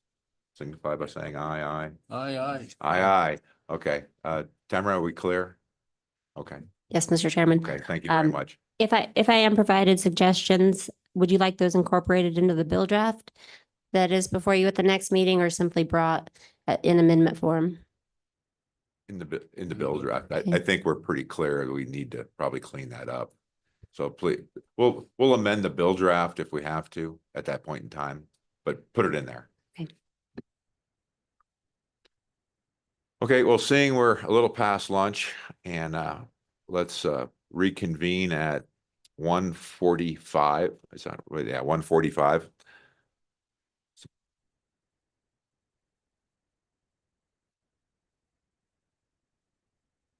want to get lunch with me today? Yeah, sure. Where are you going? I don't know. We want to go over that.